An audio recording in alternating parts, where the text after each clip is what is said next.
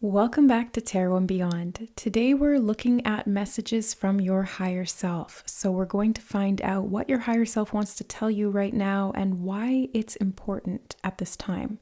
So we have 4 options to choose from today: Group 1, Group 2, Group 3, and Group 4. Make your selection and we'll find out what your card says, as well as the rest of your message from your higher self in your reading. If you do feel called to more than one, use your intuition to guide you to the reading or readings that have the messages for you. Take what resonates and leave the rest. Use the timestamps linked in the description box or pin in the comment section below to jump ahead to your chosen reading or readings, and we'll see you there. All right, hi group number 1, welcome to your reading. Let's find out what the first message is from your higher self. So it says, Voice of the Heart. I silence the fear in me and discover the voice of my heart. The fruit of these words guides me. I trust the song of my soul. My intuition leads me on the path of light. So your higher self is really talking here about listening to the voice of your heart, which is your intuition. This is your connection to your higher self. So I'm interested to see what else your higher self has to say to you, group 1. So I'm going to start with the True Heart Tarot deck. That was the one that called me, and I didn't even realize that was the name. I just turned and looked at the box, and that's what it says. And it's so perfect since you have the voice of the heart. So Prince of Discs is your first tarot card. It looks like your higher self wants to offer you something. 8 of Wands, communication. They're trying to communicate to you, and that's why they want you to listen to the voice in your heart. And the true purity of your heart is going to allow you to receive these messages. You have the 3 of Wands as well. They're trying to communicate to you telepathically and through your intuition, but it's kind of like you need to learn the language a little bit, is what I'm seeing here. You also have the 9 of Discs. Wow, what an awesome 9 of Pentacles this one is. Looks so pretty. So I feel like there's messages your higher self has been trying to bring through to you, group number 1, in regard to how you can live an easier life, is what they just told me. But you're having a hard time kind of listening to the guidance or interpreting it as it comes through. Now they're telling me here with the 8 of Discs that you're practicing this, though. Like, you are on the right track and you're missing a few of the messages as they come through, but overall you are still in the process of learning and mastering this skill. So as long as you stay focused and open to these messages coming through, they're also giving me the message of aligning your chakra system. That's really going to help, because it's going to have an easier time, like the messages and the information are going to have an easier time coming through to you and being interpreted, because they'll be clearer. If your chakra system is distorted, misaligned, or there's blockages in one or many of the centers, it's a lot harder for this information to come through and filter down and be interpreted and integrated and actually utilized. So what they're saying here is that they want you to keep focusing on maintaining and or clearing your chakras. And as you do that, it's going to make it a lot easier for you to receive these messages and to work with them so that you can experience abundance in your life. Now they want me to get these Soul's Journey cards. I haven't used these yet. These were donated by a subscriber, so thank you so much for this lovely gift. I'm so excited to see, okay, you guys have grief. All right, so I understand that losing something is an opportunity to appreciate it. Oh, that's interesting. Yeah, that's a great take on grief. And your higher self is kind of drawing attention to, I think, a blockage perhaps in the heart chakra, or something to do with grief, because that does tend to be where it's stored. I've worked with, hundreds of clients, and anytime that there was a block in the heart chakra, a lot of the time it had to do with grief, or it was connected to some kind of grief. Even if it was associated with something else, it was like grief was always kind of part of the equation. And the heart center is blocked by that grief if it's being held on to, and it's creating disconnection. So I'm seeing that your higher self is trying to offer you this information and this wealth of abundance from within you, but it's like you're having a hard time receiving it because the grief is kind of blocking or lowering your vibrational frequency. So it's kind of like the radio signal is off, is what they're showing me. It's like you're on a slightly off station. So even though some of the messages, the louder ones and the more, forceful messages are still able to get through, and you're doing a good job with interpreting those, there's a lot of subtle stuff that you're missing because the heart really still is holding on to some of this grief. So my intuition leads me on the path of light. It's following your heart and allowing yourself to forgive is what I just heard, and also to release any grief and pain from the past. This could be from relationships, from things that you've lost, from endings you've endured or had to go through, from changes that have happened that when you didn't feel like you were ready for them. And those kinds of things can kind of slowly accrue grief in the heart, and then it becomes really hard to feel and be open and surrendered fully. So that's kind of what I'm seeing here. I feel these two and this one on the top. Oh, they're telling me this one as well. Okay, so we've got 4 more.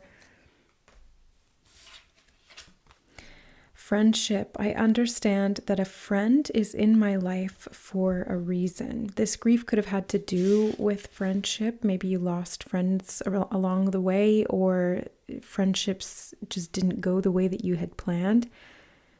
I'm seeing that the more that you can befriend yourself, and through this befriending of yourself, your higher self, your lower self, your shadow self, your inner child, all of the different aspects of you, it's like you're able to offer up this value to each aspect of you. And as a result, there's a healing of grief here. Now, I also see that there's a friend that's trying to come in, and your higher self is trying to guide you to some kind of an aligned friendship. So it's a friendship. It could be connected to work, because they just drew my eyes to the 8 of discs, which makes me think of either school or work. It's mastering a skill of some kind. So it's learning, or it's applying, or it's practicing. And so this could be definitely connected through work. It could be a new friendship that they're trying to alert you to. And there's going to be communication coming in about this friendship that's actually going to help you heal the grief, is what they just told me. Oh, okay. So as you get more open to new types of love, new friendship, new connections, it's like the old grief from the past incrementally starts to just drip out. Like it starts to be released a little bit at a time, is what they're showing me. And that's going to be really helpful for you listening to your intuition and following this path of light towards the abundance that you're here to experience and create. You have freedom. I possess the power and the free will to create my own happiness. Yeah, exactly. I was just saying this is what you're here to create, and boom, there it is. You're here to create freedom for yourself. And I think some of that is meant to be financial freedom, or at least just to have the freedom to be able to do what you want to do in your life. And if that means having the finances to do something, then that's perfect. If that's the resource you need to be able to live a life that's free, your higher self is in support of that wholeheartedly, is what they just said. And that's why they're trying to bring in this information, these people, the resources, the finances, whatever it is that you happen to need at each given moment. Your higher self is like your number one supporter, really. And they are trying to give you these things that will increase your freedom. Let's take a look here. You have fear. I realize that I am testing my resolve to live in the energy of love. So your higher self is bringing your attention here very directly to fear. Where do you hold this fear within you? Fear and grief are lower, more constricted vibrational energies or emotions. And because of that, they're not necessarily in alignment with the higher self. It doesn't necessarily mean that they're not aligned. It's more just like they're very low vibrational. And as a result, the high vibrational information from the higher self has a hard time communicating. Again, it's like being on the wrong walkie-talkie channel or the wrong radio station or channel on the TV. You're not going to get the information as directly or at all because the frequency is off. So there's definitely something that needs to be addressed here in regard to fear. And they're showing me the brain here, like the different the different sort of segments of the brain that they've mapped out here in this card. And there are many parts in the brain that are connected to fear pathways. You know, the amygdala is a big one, the reptilian part of the brain, which is more close to like the brainstem. What else? They're bringing me to the frontal lobe, which is to do with executive function and the ability to regulate and respond to fear in a more rational, practiced way.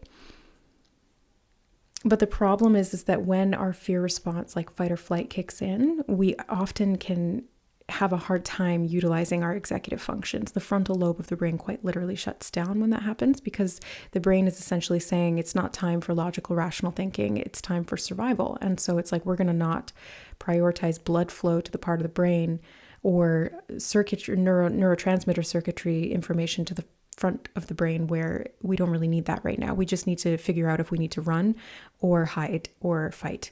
Like that's pretty much it. And what they're showing me here is that there's information that you're sending out energetically from these fear-based thoughts or these fear-based reactions at the body level, because it can be a little bit of both, that is counterintuitive. And your higher self wants you to draw your attention to those things and to understand the power that you have to create, and the freedom that you're truly seeking is really in your mind. It has to be in your mind first, and then you see it. They actually said on your plate, which is such a weird, what does that mean, Spirit? Oh, okay. Like the plate is kind of like they use this analogy with me sometimes and I forgot. It's like the buffet of life. Everything is there and your plate is an indication of what you have personally selected.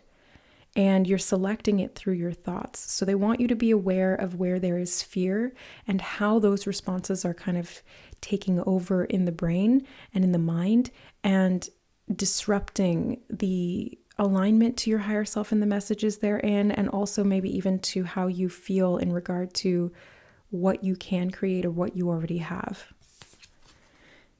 I knew forgiveness was going to come up. That I mentioned it earlier, and here it is. So you have forgiveness. I acknowledge that harboring resentment blocks the flow of love. So there could be, something to do with needing to forgive yourself for fear-based responses, needing to forgive and let go of others who have maybe contributed to those fear-based responses or to those wounds. You know, a lot of the time our brain, it doesn't just start behaving like that randomly unless there's something else going on, but it's usually because we've been through hard things, right? Like we've been through trauma, we've been through pain and loss and maybe betrayal and things like that. And so the brain gets kind of used to those pathways. My neuroscience professor always used to say, neurons that fire together wire together. And you can also get those neurons that have wired together to unwire because our brain is neuroplastic. So if the neural pathways of fear and fight or flight response are dominant in the brain because those were needed as a form of self-protection in moments where there was something rationally, logically that needed to be feared, or something that was a more pervasive threat is the phrase that they just gave me, which would be, living in toxic environments or in relationships that were very dysfunctional, maybe friendships since we have that here, but it could have been any kind of relationship. And what they're telling me here is like, to heal this, it's important to understand the biological and the energetic components of this, because both of them are equally involved in this process and needing to be a little bit rerouted here. Remedied is the word that they just used. Forgiveness is part of that. Healing, acknowledging, accepting, and releasing the grief is another part of that. And embracing the freedom from within. That's really a big emphasis that they're highlighting here really clearly in my mind, because that's going to give you the intuitive clarity to be able to deal with the fears as they do arise and the physical level issues or imbalances that have resulted from those chronic fears. Like I'm feeling, honestly, like PTSD may be a factor here for some of you. Post-traumatic stress disorder. It could even be complex post-traumatic stress disorder because that's more it's more pervasive in that's the word that they gave us, and that's what complex PTSD is, because it's not just one large traumatic event, it's a series of much smaller ones interspersed with larger ones as well, and it can make it really challenging to feel safe in your body, to feel grounded. Your brain automatically is like hardwired to react in fight or flight. You become hypervigilant. I know all this, first of all, because I've lived it, and second of all, because I've worked with hundreds of clients who have really struggled with this as well. Resonance, So I'm seeing here that forgiveness is one of the first steps. And it doesn't mean that you forgive the people who treated you this way. I'm feeling more that this is about you forgiving yourself for your survival responses and the way that your mind works and how those things have been counterproductive, counterintuitive, or even self-sabotaging. So self-forgiveness, and I think part of that is going to be grieving what you were not able to accomplish when you were in fight or flight and survival mode for years, is what Spirit just said, years. And if you feel like you're behind in life, this is a message coming through very clearly from the Prince of Discs here. If you feel like you're behind in life, like you've gone too slow, your higher self wants you to acknowledge that you are exactly where you could have been. Like you have met 100% of the potential of where you could possibly be right now. If you could have done better, you would have done better. And they want you to forgive yourself.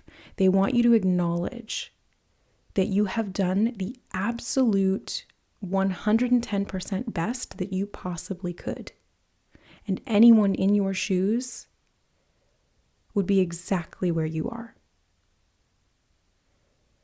So you are not behind. You are not going too slowly. You have not missed the boat, is the phrase that they just said. You are exactly where you are for a reason.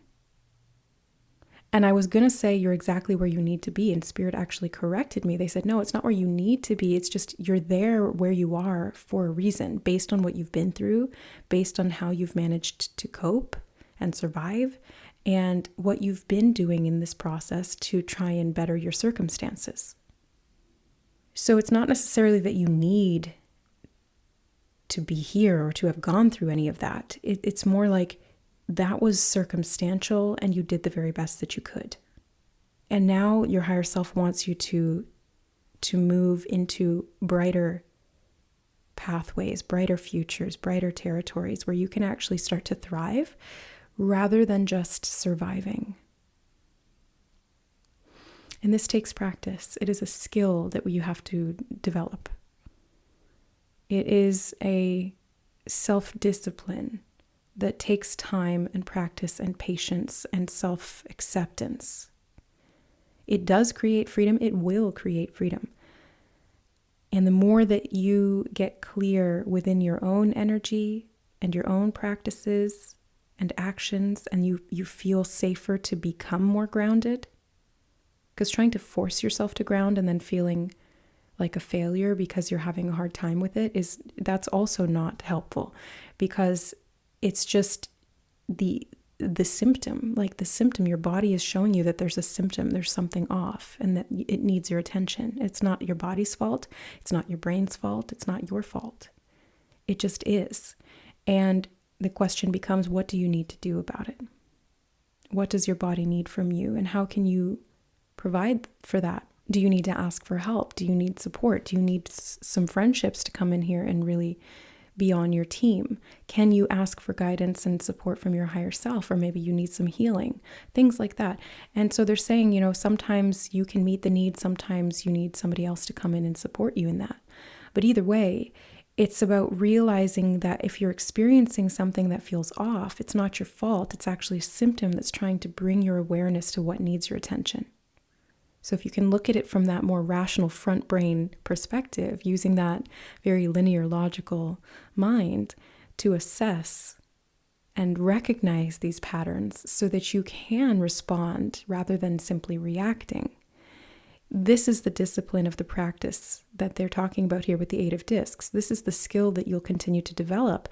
And as you do, the alignment of your chakras, your mind, body, and heart connection are all going to be much more balanced. And the soul will be able to speak through and express in your life through your intuition much more clearly.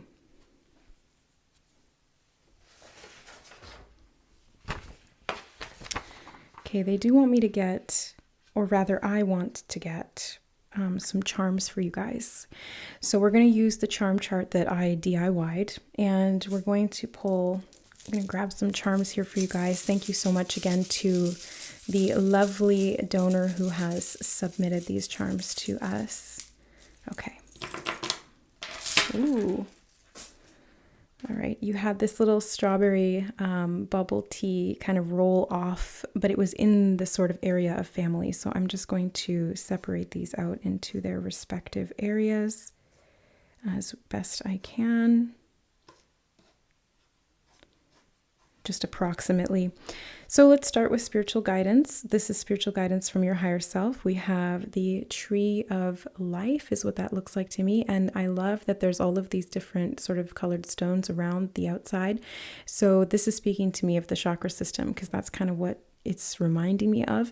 So your higher self is, again, the spiritual guidance here is to really get grounded so that you can heal and rebalance your chakras. And they're drawing me to this because this is these even look very similar.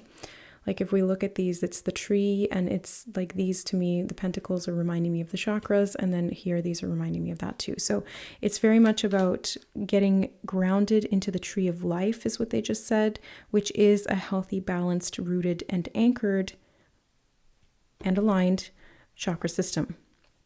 So doing some energy work could be helpful here, and that doesn't necessarily mean you need a Reiki master or a quantum healer or something like that. That can be helpful. That can be very supportive. But we all have the capacity to be able to heal our own chakras.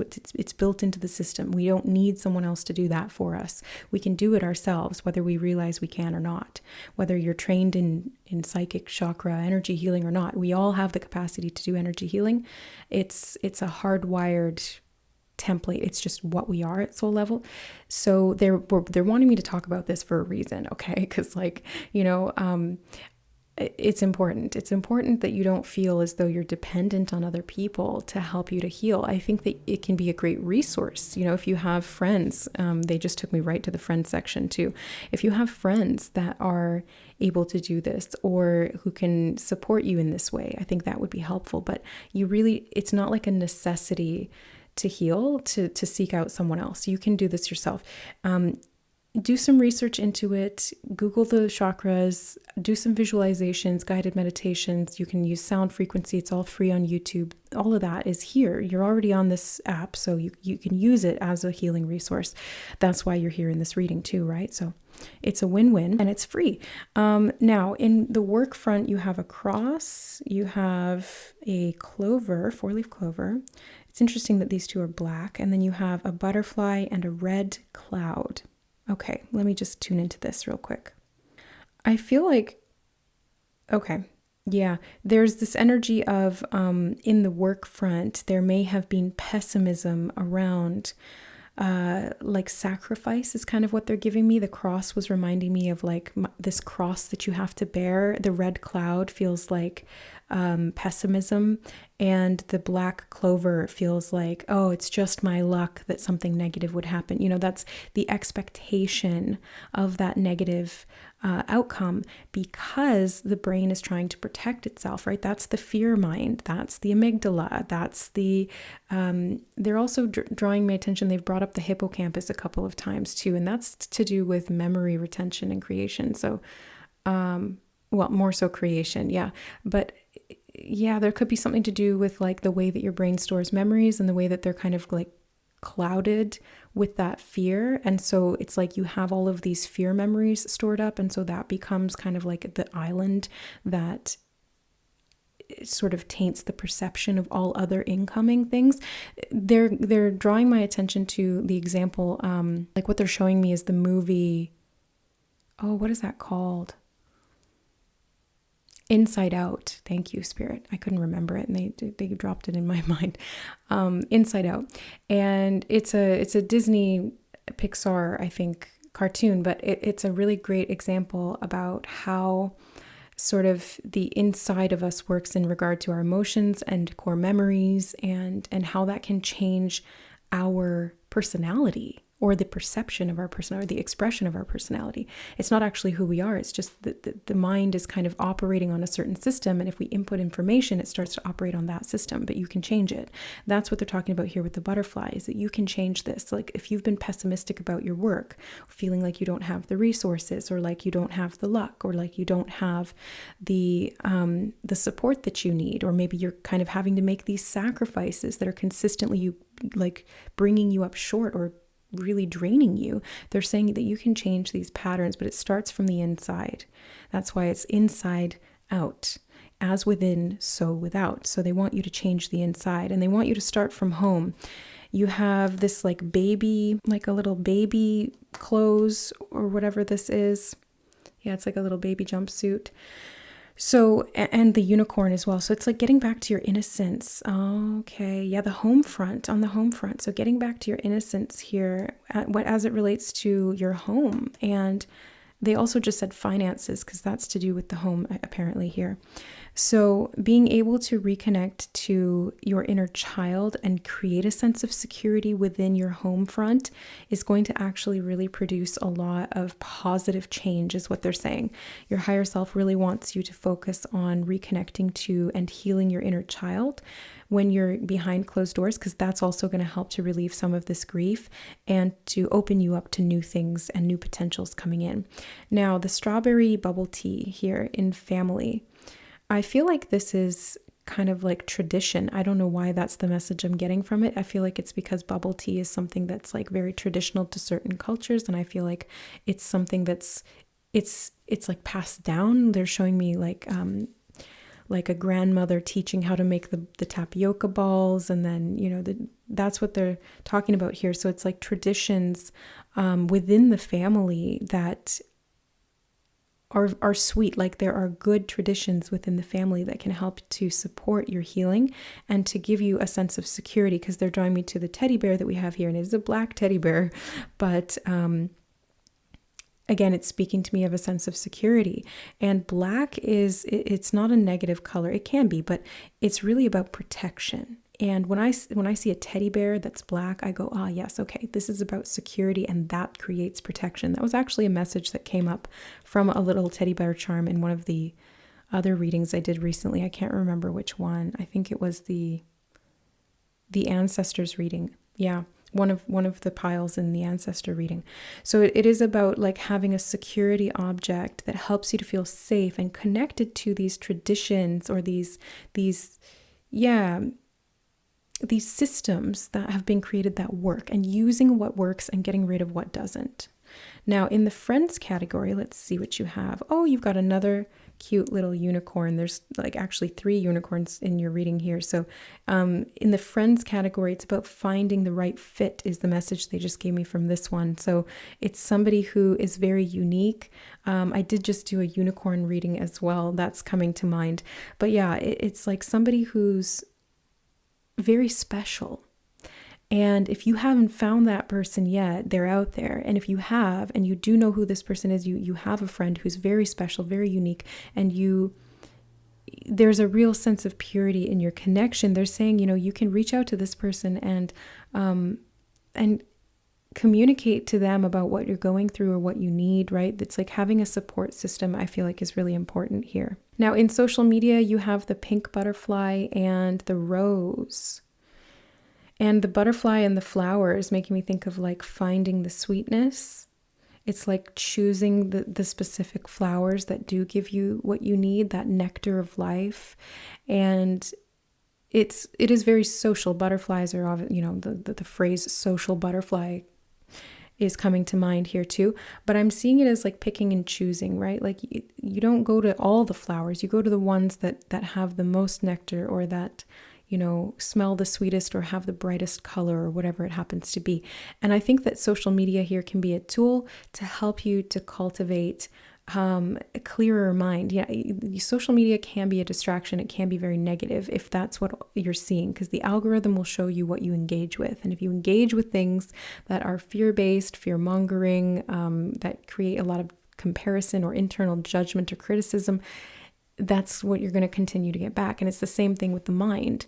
The mind and the universe function on an algorithm, and it's up to us to choose what we're inputting or paying attention to. And that includes emotions and thoughts, because that's what we're going to get more back of. So I'm getting this energy of like choice here, and intentional choice, so that what you're doing is more aligned to what you're actually wanting. Like you're paying attention to things that are good and sweet and build you up and provide for you, rather than things that don't. So it's like using social media as a tool for learning, or a tool for improving your mood, like choosing to engage with content that gives you energy or gives you something that you need, that's more long lasting than something that's just instant gratification, or something that sparks a fear-based response in you, because that's going to be counterproductive. In the self, you have the green heart. Yeah, I was talking about the heart chakra, and it is the color green in the chakra system. And here it is, a green heart in the self. So it's really important that you focus on healing your relationship with yourself, group number one. This is what your higher self really needs you to do, because it is literally your relationship with yourself, you and your higher self, you and your inner child, you and your friendships with and relationships with others. Everything is just a reflection of your relationship with yourself. And you can have this very healthy, healed heart by reconnecting to yourself on a daily basis and coming from this place of love, forgiveness, acceptance, peace, listening to the inner voice, not judging, not criticizing, just being open to what comes through and holding space for yourself, especially in moments where there's fear or doubt or shame or regret or anything like that. Now, in romance, we have another unicorn, but this one's like on the rainbow. So I feel like they just gave me the phrase cloud nine. So romance might be a very positive front for you, either now or in the near future. The romance section here feels like it's blessed is the word that they're giving me. So there's something good coming in regard to romance, whether you're in a relationship or you're single or something in between. I just get this sense that it's going to be really blessed for you. So there's going to be resolutions, there's going to be connection, there's going to be like the rainbow is kind of giving me like this energy of the bridge. So there's going to be a meeting between people where it's very equal and it's pure, it's innocent, it's very high vibrational. Yeah, like fifth dimensional frequency, but it comes from you, right? As within, so without. So as you experience this or as you feel it, that's what you're creating. It's a direct reflection. Your heart chakra, and I've said this so many times and I'll say it again, is a reflection of your relationship with yourself, and by extension, how you engage with relationships with others. So your relationship with self is the template through which you will experience relationship to the entire world, really. So change your luck here by changing your mindset, changing your heart, choosing things that build you up and provide value in your life, creating security through traditions that have worked, and a sense of security through connection to your inner child. I think that's probably the first place that you want to go here in regard to mastering this skill and continuing this training that you're doing. It's connecting to your inner child. Maybe there's forgiveness that you need to do for the inner child, or rather the inner child needs to forgive the adult you because it's felt neglected. I know that was the case for me. My inner child was pissed off at me because I had really ignored her and her needs and like neglected her. And so I had to ask for her forgiveness of me because I'm the adult. It's my responsibility as the adult to be there for her, not the other way around. She's a child. She's a perpetual child. And I'm getting like Peter Pan syndrome type of energy, where it's like never wanting to grow up. And that inner child will stay perpetually a child, but you can help to create security for them so that they're no longer wounded and they can step into their magical inner child archetype instead. So that's really what I see for you, group number one. Your higher self is here speaking loud and clear through the heart center. They just want you to focus on doing some grounding and healing and alignment of the chakra system. Continue practicing holding space for your inner child and the connection to your higher self and your guides, so that you can receive this information in by working on yourself, creating some sense of stability within your family, your home, your friend group, and how you interact with the outside world and the information that you consume and that you perpetuate through your thoughts, is what they just said. Yeah, so focusing on wholeness in the self is going to create wholeness in the outside world, okay? And there's going to be a lot of abundance and you're going to thrive. I'm sending you so many blessings, group number 1. If you've been struggling, I want you to know that you're not alone. You are loved.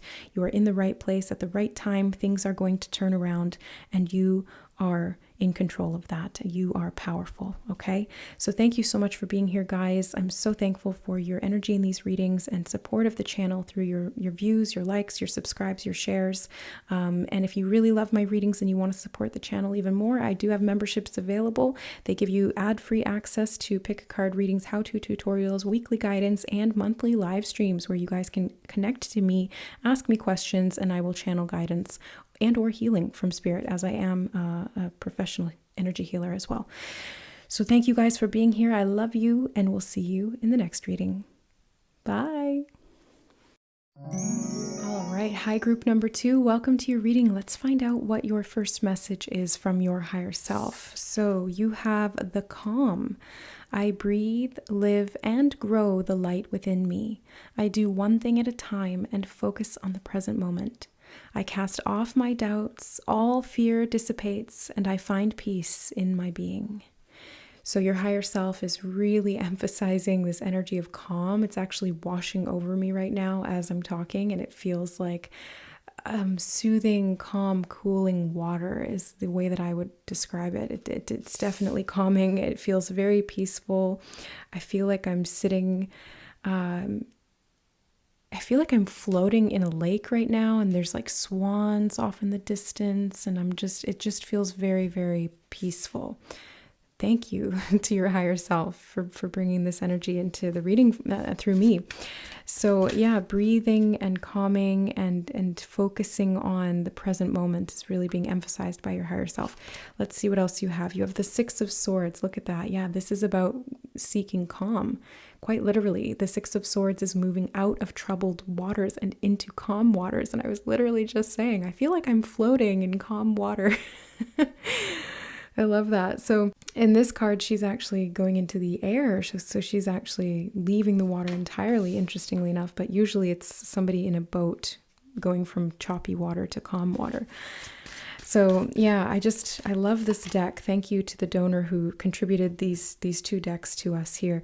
We have the 9 of Discs. This did just come out in group number 1. So you guys might be connected to that group, or this could just really be speaking about the calm abundance that you are stepping into right now. Because that's what the 9 of Discs always speaks to me. It's like the 9 of Pentacles. And it's this like present moment focus where you can really stop and enjoy the moment. You know, it's like where you feel so safe and so abundant in the present moment that you're just really, really grateful and you're just enjoying it. So for me, like my 9 of Pentacles moments are when I go outside for the first time in the day and I've been inside all day working or doing whatever around the house, and I go outside and all of a sudden the sunlight hits me and the smell on the wind, it's like fresh breeze with the leaves and the grass, and I can smell, there's like some lilacs right by my house and I can smell the flowers.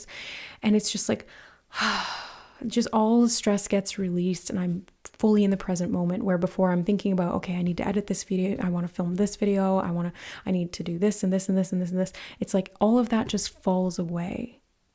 And the present moment is all that's left. And you're just safe. You're at home. You're enjoying yourself. That's the 9 of Pentacles.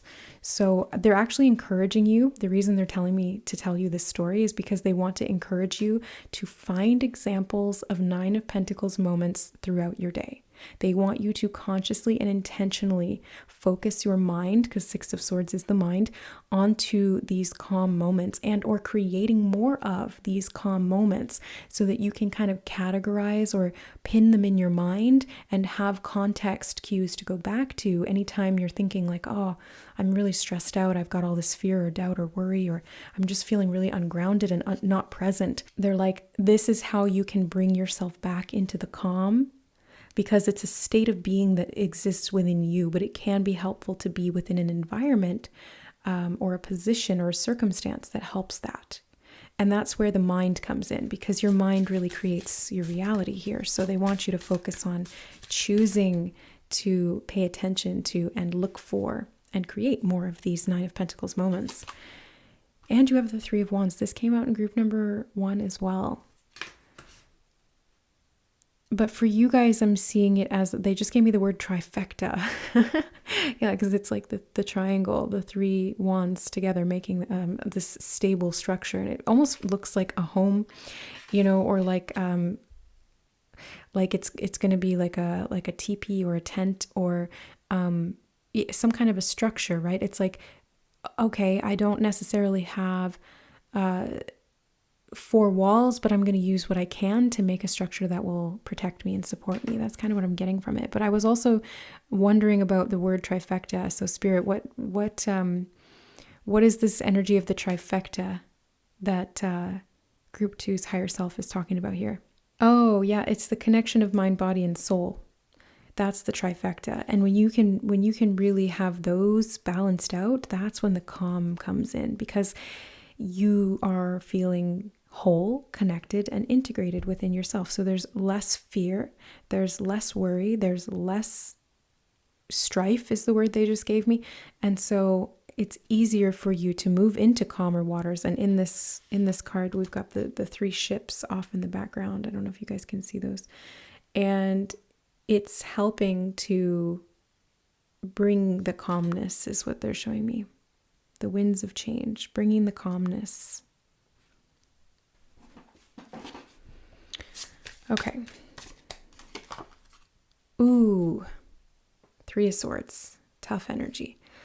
I think this may have been what was causing the lack of calm, like the fears, the doubts, things like that were preventing peace or disrupting peace.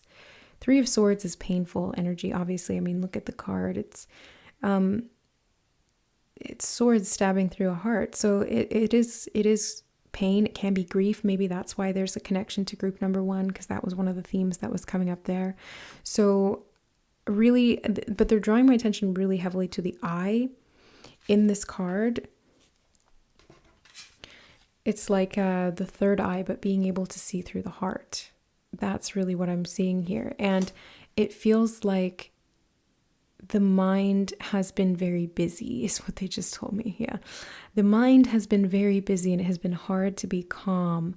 And so they're, again, encouraging you, your higher self is wanting you to focus on very intentionally and with awareness what you can do in each moment to release some of this pain from the heart and to choose peace. Yeah, that's what they just said. It's choosing peace intentionally.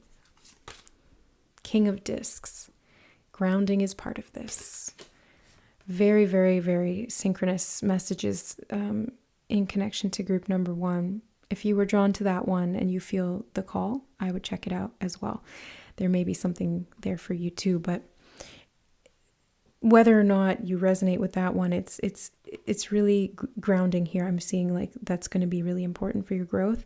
The 9 of Discs happens in those very grounded moments, right? Those 9 of Pentacles moments happen when we're feeling very grounded, safe, and connected to our environment and to ourself, really.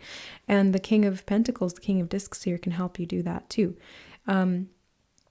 It's a very calm, grounded, stable, secure energy.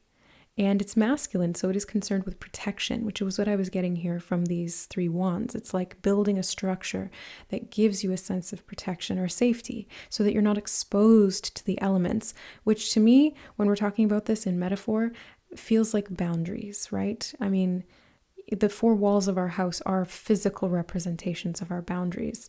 And it is really through the acquisition or the development of boundaries within yourself that can help you to feel safer throughout your day and therefore calmer. Okay, so now let's get some of these Soul's Journey lesson cards. Thank you so much to the donor who contributed these as well. So many new cards, new decks, new charms as well from you guys using the Amazon wishlist. Thank you, thank you, thank you. Okay. Happiness. I am aware that being happy means that I am on the right path. And I want to clarify that and saying that not being happy doesn't mean you're on the wrong path. It just means that there's something that is needing your attention or needing you to address it. I love all these dolphins here in the happiness card. So we have a lot of water energy in your reading, and air too, but and earth. I mean, really, those three elements are all here, but I'm just feeling the water element really heavily here. So it's to do with cleansing, it's to do with healing, it's to do with reconnecting to safety within your emotional body. Happiness is a very safe emotion to feel, right? Like we don't feel unsafe when we feel happy. We feel safe when we feel happy. It's when we feel stress, doubt, fear, shame, anger. Those are the emotions that are harder for us to feel safe as we're experiencing them, as they're moving through the body. And your higher self is wanting you to be aware of and understand how this works, because as you can work with your emotions more intentionally, you're going to be able to create and cultivate. They keep using the word cultivate and grow groundedness within yourself. Yeah. Envy. I am the same as everybody, but with different challenges. Okay. It's very reminiscent of one of the messages we were getting in group 1. And it was kind of like feeling as though you're not as far as you could be or should be, and kind of judging yourself or holding yourself to this very high standard of achievement. And I'm seeing here that, if you've had a hard time feeling calm and feeling safe and feeling grounded and experiencing happiness in a really sustainable way because of some grief and pain and heartache and trauma potentially as well, not feeling safe, lacking boundaries, lacking groundedness, these kinds of things, then it's very natural to feel envious of people who you perceive as just having it easy, living a good life, having a lot of abundance. And the envy is not a bad thing. It doesn't mean that you're off track. It's showing you where there is a need. Every single emotion is a messenger. Emotion, energy in motion. And they're just energetic messengers trying to give us information. And that's why it's so helpful to learn to interpret emotions and to also consciously try to feel them so that you can remain present as these emotions do arise, rather than pushing them away, shoving them down, really preventing yourself from getting the full benefit of what that emotion is trying to teach you or bring to your attention, I should say. So envy is here to kind of show you where your desires lie. It helps to point you in the direction of your happiness, really, ironically, by showing you where you're not happy with what you have. And it's not saying that you can't have it. It's saying, actually, if you're seeing an example of someone else who has it, that's actually the universe's way of showing you that you can have it. That's your higher self's way of showing you very directly that this is a template that you are connecting to, because you wouldn't see it if it wasn't possible. You wouldn't desire it if it wasn't possible. And you wouldn't be really envious of somebody who had it if you didn't want it and therefore could have it. So your higher self wants you to know that everybody has challenges, but each person deals with those challenges differently. Every person has different capacity. Every person has a different history, a different set of things that they need to deal with, different sets of skills. They're showing me like Liam Neeson in that movie, Taken, I think it was. I've got a very special set of skills and I'm coming for you. I feel like you're developing the skill of calm. That creates more opportunity for happiness because you can be more present in the moment and less envious, because when you have a 9 of Pentacles moment, there's nothing to envy in that moment. You're just fully present and immersed in the beauty and the joy of your experience. So those are the moments where everything that you need is present. It is such a beautiful, sometimes fleeting experience. But again, they're saying if you can cultivate more of that, then it will be more sustainable and it doesn't have to be quite so fleeting, and there won't be quite as much envy. You'll be happier, much happier, they said, much happier. Forgiveness. Yeah, you guys got to watch group number 1 because this is a card that came up for them as well. They're very, very connected, these two readings. Forgiveness. I acknowledge that harboring resentment blocks the flow of love. So resentment, envy, jealousy, these types of emotions, they do block the flow of your blessings if you don't use them productively, right? If you let them continue to show you what you don't have without doing anything about it or understanding why that's coming up, alchemizing and catalyzing that emotion into something helpful and productive, then they will hold you back. They will keep you ungrounded and feeling as though you don't have enough. But the purpose of these emotions, like I said, is to draw your attention to what you're meant to do with that information. So forgiving yourself for feeling these things can also be helpful here, because I think sometimes when we feel envy and jealousy, we can kind of judge ourselves for that. I know I sure do, because I still experience this from time to time, and I've learned how to meet it with that compassion and understanding and seek to know what the core need actually is, and then attempt to meet it as best I can, responding intentionally rather than just reacting. But it takes a level of calm mental stature to be able to do that. And that's where the grounding comes in, because it's through that practical sort of grounded approach that you can see these things a little bit more rationally. And rather than feeling guilt for feeling that, or feeling shame for feeling less than, or for feeling those emotions at all. Let's see what else. Purpose. I know what I am here to do.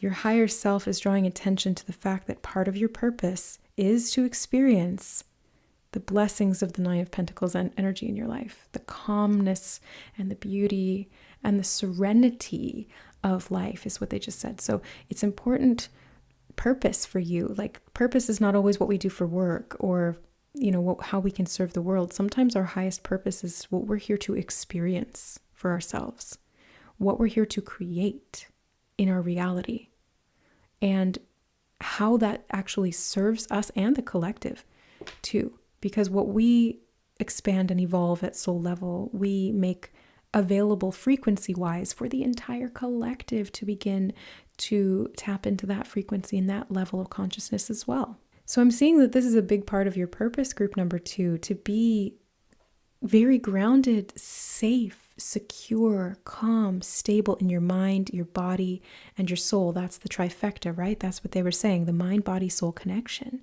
It's harmonizing and balancing those aspects of self, and that's what the higher self is helping you to do.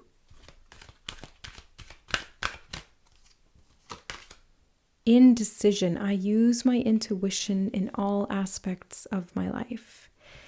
So they do want you to trust yourself. It's hard to do that, though, when we've been in these distorted, more constricted, lower vibrational emotions. And again, they're not bad emotions. They're just more dense, that's all, if we want to use that terminology, because sometimes low vibrational can get like a vibe. It has connotations of like it's bad. Low vibrational doesn't always mean bad. Like the root chakra is a lower vibrational frequency than the crown chakra, but that doesn't make the root chakra bad. We need the root. It helps us feel grounded, stable. It helps us slow down. It helps us to feel calm and connected. So low doesn't always mean bad, but it's the way that we use it, right? Like if we're not grounded in our body, it's going to be really hard to make decisions from the intuition. It's going to be really hard to listen to that guidance and feel it in the first place.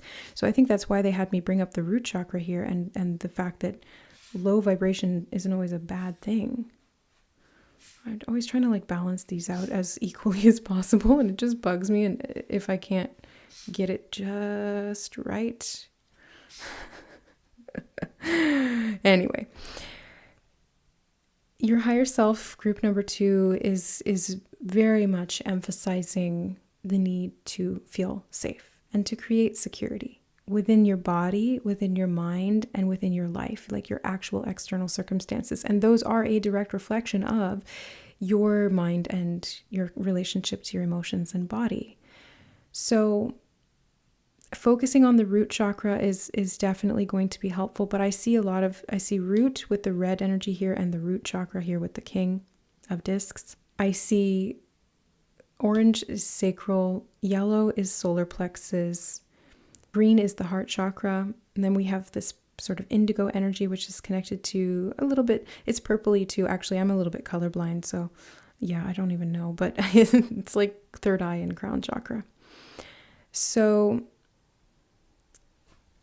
yeah, I feel like group number 2, they're really emphasizing this ability to really like calm yourself down, feel safe in your body and in your mind, and with the relationship between these different aspects of yourself, mind, body, and soul, so that you can feel able to really make decisions when you need to and take action and move towards your goals and to build something that is going to really protect you in the long run and keep you safe. They want you to grow. They're really emphasizing a lot on growth here because they just drew me back to the calm card. And it says, I breathe, live, and grow the light within me. I do one thing at a time and focus on the present moment. So it's like slowing down, knowing that you're exactly where you need to be given who you are and what you've been through and all of the experiences you've had in life. It's like just trusting the process is kind of what it feels like to me. But that means that you have to trust yourself. It's really hard to trust the process if you don't trust yourself. And it's really hard to trust yourself if you're disconnected from yourself. I know that firsthand. That was one of the biggest things on my journey, and I'm still working with it, is self-trust through connection, which can only happen when we're grounded. If we're ungrounded and feeling unsafe, we automatically disconnect. It's just a survival response. Like we start to dissociate. And when we dissociate and we disconnect from these aspects of ourselves, like the mind disconnects from the body, or the body disconnects from, the soul, sometimes that can happen too in extreme cases, like when somebody's going through extreme trauma. That's why they say, I had an out-of-body experience. Because quite literally the soul's like, nope, and it up and leaves the body temporarily. It's still connected through the astral body cord, the silver cord, but it doesn't want to be in the body to experience that pain. So it's these types of connection versus disconnection that can really make or break our ability to experience happiness and safety, because the safety is needed to experience the happiness. We have to have that core level need met. And I've talked about this in other readings, but Maslow's hierarchy of needs really, the foundational base of that is our physiological needs. And then after that, it's our safety in our environment. So those two are very fundamental, and that's very root chakra. It's very King of Pentacles. I was talking a lot and feeling into this energy of protection. So it's being able to protect yourself so that these swords aren't constantly, penetrating your heart, your sweet, beautiful heart. And sometimes these come from within, right? Like when there's self-judgment or these lower vibrational emotions that feel really challenging. Sometimes it's that. Sometimes it's other people or the experiences you've been through in life, or a combination of the two. But I feel like part of your purpose here and what your higher self is really wanting to talk about here is trusting yourself. This is what it all boils down to. It's trusting yourself by creating and cultivating environments within and without yourself where you can feel safe. Truly, truly safe. And if you've never felt that, it can be really hard to even conceptualize what that means. Because I know that when I was living in a perpetual state of hypervigilance and fear, and I never had really felt fully safe, I didn't even know how to begin. And I had to make a lot of changes in my life to create an environment where I could even begin to start to feel safe. I had to end certain relationships. I had to change locations. I had to do a lot of research into personal healing, self-development, did a lot of therapy, developed a lot of these skills that helped me to regulate my body, my nervous system, my mind, my thoughts, my energy. All of these things are components that need to be factored in here. And your higher self is wanting to talk about this in this reading because it's so crucial to your positive experience and creation of your reality in this lifetime. The third dimensional realm here on Earth, it's very dense. And again, dense and low doesn't always mean bad. It's just more condensed. It's just more kind of constricted. It's all kind of very tight in there. It's not as expanded and as free as some of the higher dimensions are. And it can make it challenging. And that's why your higher self is really emphasizing that you seek calm, create calm, move toward calm, even if you don't really know what that is. It's like you have at least a concept of it. So go towards what you think it should feel like. And if you know what calm feels like, continue to create more of that in your life. And as you create more safety for yourself and you protect yourself through these internal and external boundaries, you're going to feel perpetually more grounded, more safe within your body, and better able to then choose and take action and do and create happiness and take your time and feel that sense of purpose. Okay, now let's get some fun charms. So we're just going to use this little DIY charm mat that I created here, and some charms donated from a lovely subscriber. You know who you are. Thank you, thank you. Okay. Wow. Rolled out of social media and into self. Okay, so I'm just going to start separating these out as best I can. Yeah, sort of there. Oh, 2 rainbows in romance. Wow. And group number 1 had a rainbow in romance too, but it was a different one. Yeah, you guys are so connected. I would not be surprised if you came from group number 1 and you're watching this reading as well. If that's the case, this is like so much confirmation for you. Wow, yeah. So nothing on the work front. I'm going to start from home and then circle back around. So you have cute little starfish, so sweet, and a star, shooting star as well. I think that's what this is. Hold on, let me turn it over if I can. Oh my God, my nails. Come on now. Yeah. The shooting star. And it's reminding me of the reading Rainbow, like the more you know. And so I feel like it's like learning something new in the home front. The starfish is giving me the energy of regeneration, adaptation, and even mutation, interestingly enough. So it's like changing, adapting, overcoming, growing, learning new things. It's like anywhere that there have been disconnections, like where, for example, one of the limbs of the starfish was cut off or something like that, you're able to regrow it, because that's what starfish can do. They can regenerate. How cool would that be if we could just get our arm chopped off and like regrow it?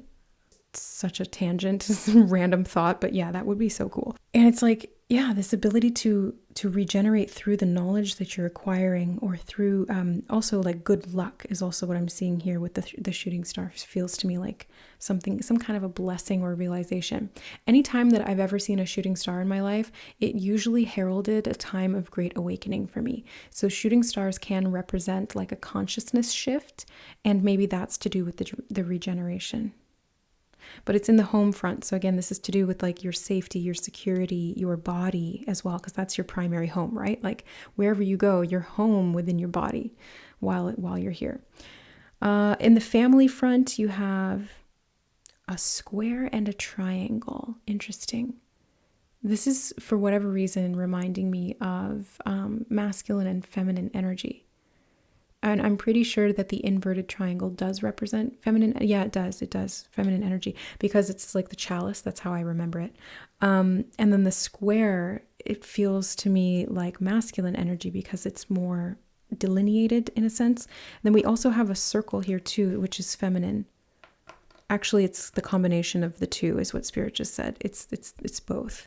And it's red. It's a red circle. So this, again, reminds me of the indecision card. And the red mandala here was speaking to me of the root chakra. So this is creating wholeness within the root chakra. Even the little red square there in the family front, it's like creating stability through the root. And the root is connected to family, tribe, collective, a sense of belonging, your lineage. The root chakra governs all of those things, as well as the body and our physical safety. So I'm seeing a transformation happening here because you do have the butterfly in the family category as well. So there's a transformation in your connection to your own masculine and feminine energy within yourself. Masculine is doing and protective and action-oriented. Feminine is receptive, flowing, calm, peaceful, and present in the moment. So it's these two merging together, creating wholeness and connecting you back to your lineage and your roots, literally roots, in a very positive and supportive way. You do have the unicorn in the friends category and another butterfly. So I feel like your friends, you're going to be like a social butterfly, or you're going to be seen as a unicorn. I did do a your unicorn qualities reading recently as well. That's up on the channel. And yeah, it feels something like that. Like your unicorn qualities are going to be appreciated, and you're going to be feeling very social and outgoing. And I think that it's through this sense of peace and calm and connection that's really being made possible for you in a positive way. Nothing in social media and nothing in work. So it feels like there's just a big focus on more relational things, right? Like friends, family, home, self, romance, and connection to spirit. So it's much more focused on those aspects of life. For whatever reason, your higher self just wants to emphasize those things. You have the strawberry boba milk here too. That came out in group 1. So yeah, it's again, just more confirmation that you guys either came from that reading or you're meant to go watch that reading. Either way, they're definitely connected. It feels like these are extensions of the same energy. I just realized that the straw's not hard. I thought it was like firm plastic, but it's bendy. And now I'm kind of stimming with it. So in this case, the boba in the self category is reminding me of the 9 of Pentacles energy. It's like taking time to enjoy the sweet things in life and to plant more seeds of that, because the acorn here is speaking to me of like planting seeds for the future, or this, because the acorn is the seed of the oak tree, really. And so this is building something very long-standing that is going to serve you in the long run. Like this is you investing in yourself in this way, planting those seeds. And they keep giving me the word cultivating. Yeah, cultivating. You're planting, you're growing, you're harvesting. It's the cultivation process that I'm seeing here for you, and it's very much connected to yourself. Now you also have the flamingo, and the first thing I thought of when I saw the flamingo was family. It's like they rove around in like big troops of these birds, you know. So they're never really alone. They're always in like big groups. So that's what I'm seeing. Like family, home, and friends are being really emphasized by your higher self. There's something to do with connection within a tribe, within a group, within a community, family, friends, things like that. Really important here. And obviously romance is highlighted. Look how many charms we have. I think we have the most charms in romance. So you've got yellow butterfly, 2 rainbows, and this cute little purple. I think that's purple. I'm colorblind. Did I say that earlier? I think I did. Yeah, I did. Purples and blues really mix me up. Yellows and greens, like anything that looks kind of similar, it's hard for me to tell the difference. So you have this like purple bunny, and yeah, it does. It feels like honestly, you know what it feels like? It feels like something unexpected. I think romance there will be unexpected happiness is what I'm getting from this with the rainbows and the butterfly. There's a transformation happening because you're more social and you're feeling more positive, more calm, more connected as you continue to cultivate more of those Nine of Pentacles moments, being present, being grounded, feeling safe in your body and enjoying the moment, you're going to get a lot of blessings. And I think a lot of it's going to be through romance. So if you're coupled and you're partnered, there's going to be a lot more like sparks flying and happy moments, memories being made, unexpected things that you didn't plan. You know, it's like little moments of that Nine of Pentacles connection, in this case, where it's like maybe you just spontaneously decide to go for a walk together, or you just kind of, you know, hold each other in the kitchen for a moment, and it's just that moment of sweetness and peace and connection. And if you're uncoupled or you're single or something like that, it's this unexpected new opportunity to experience some kind of a connection, or two even, because we do have the two rainbows there. But the double rainbow, oh yeah, the double rainbow. It is like a miracle is the energy they're giving me. And they're showing me the meme or that video of the guy who's like, it's a double rainbow. It's a sign. Yes, it is. It literally is. Your higher self is giving you this sign of the rainbows as an indication of this union or connection of some kind through this romantic, unexpected, very serendipitous meeting if you're single, right? Like it's somebody coming in is what I'm seeing actually. Yeah. Somebody coming in, and they're coming in fast. They're just like Peter Cottontail hopping into your briar patch. All of a sudden you're like, wait, what? What? I wasn't expecting this, but it's a miracle nonetheless. And in spiritual guidance, you have the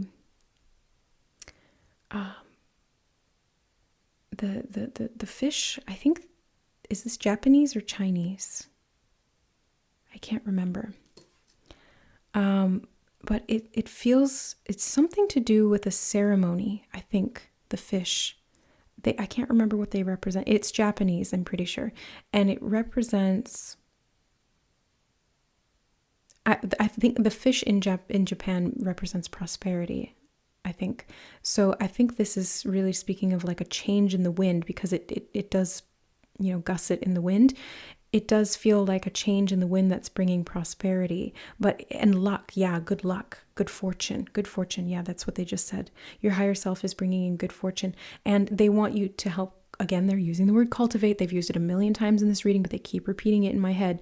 They want you to cultivate good fortune for yourself by choosing to focus on these things. And then you have the elephant, which always speaks to me of removing of obstacles, because the elephant always reminds me of Ganesh. So I do feel as though I'm also getting blessings from the elephant too. So removing of obstacles, blessings, good luck. The elephant can also speak to me of family, because they're very family oriented. They're very empathetic, compassionate beings, highly intelligent creatures. Elephants. Absolutely amazing. And then you have this little teddy bear. Let's see. Yeah, the black teddy bear that came out in group 1 too. So it's creating this sense of security for yourself.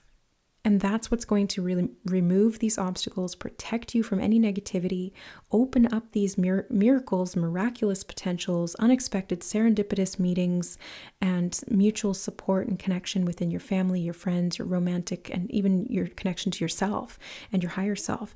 And that's where this luck and prosperity is coming in, these blessings and good fortune. They keep repeating that phrase, good fortune, good fortune, good fortune. So your spiritual guidance here is to really be open to that by being present in the moment, because that's where these blessings are going to come in. So it's important that you are present to receive them and to enjoy them. Group number 2. That is what I see for you. I am so happy. I feel blessed even just delivering this message. So I can only imagine how you feel. I hope you feel just as blessed, if not more. So thank you so much for being here, group number 2. I so appreciate your support of my work here on the channel. Thank you for your views, your likes, your subscribes, your comments. Thank you for supporting the channel through the donations of sending in these cards and charms and all of these beautiful things through the Amazon wishlist linked below.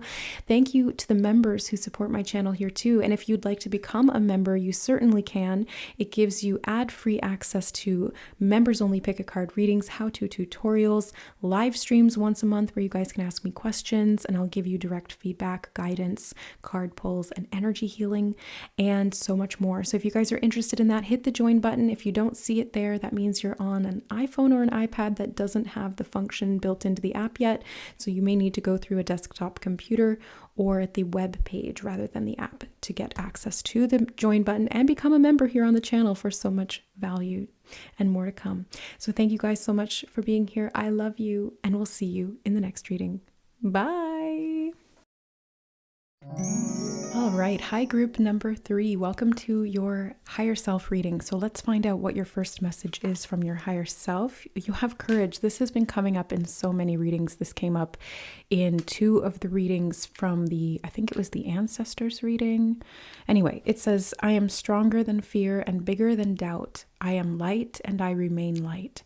I trust in God and stand tall before the tests of life. I grow and become wiser through every challenge. I am a being of new life. So, group number 3.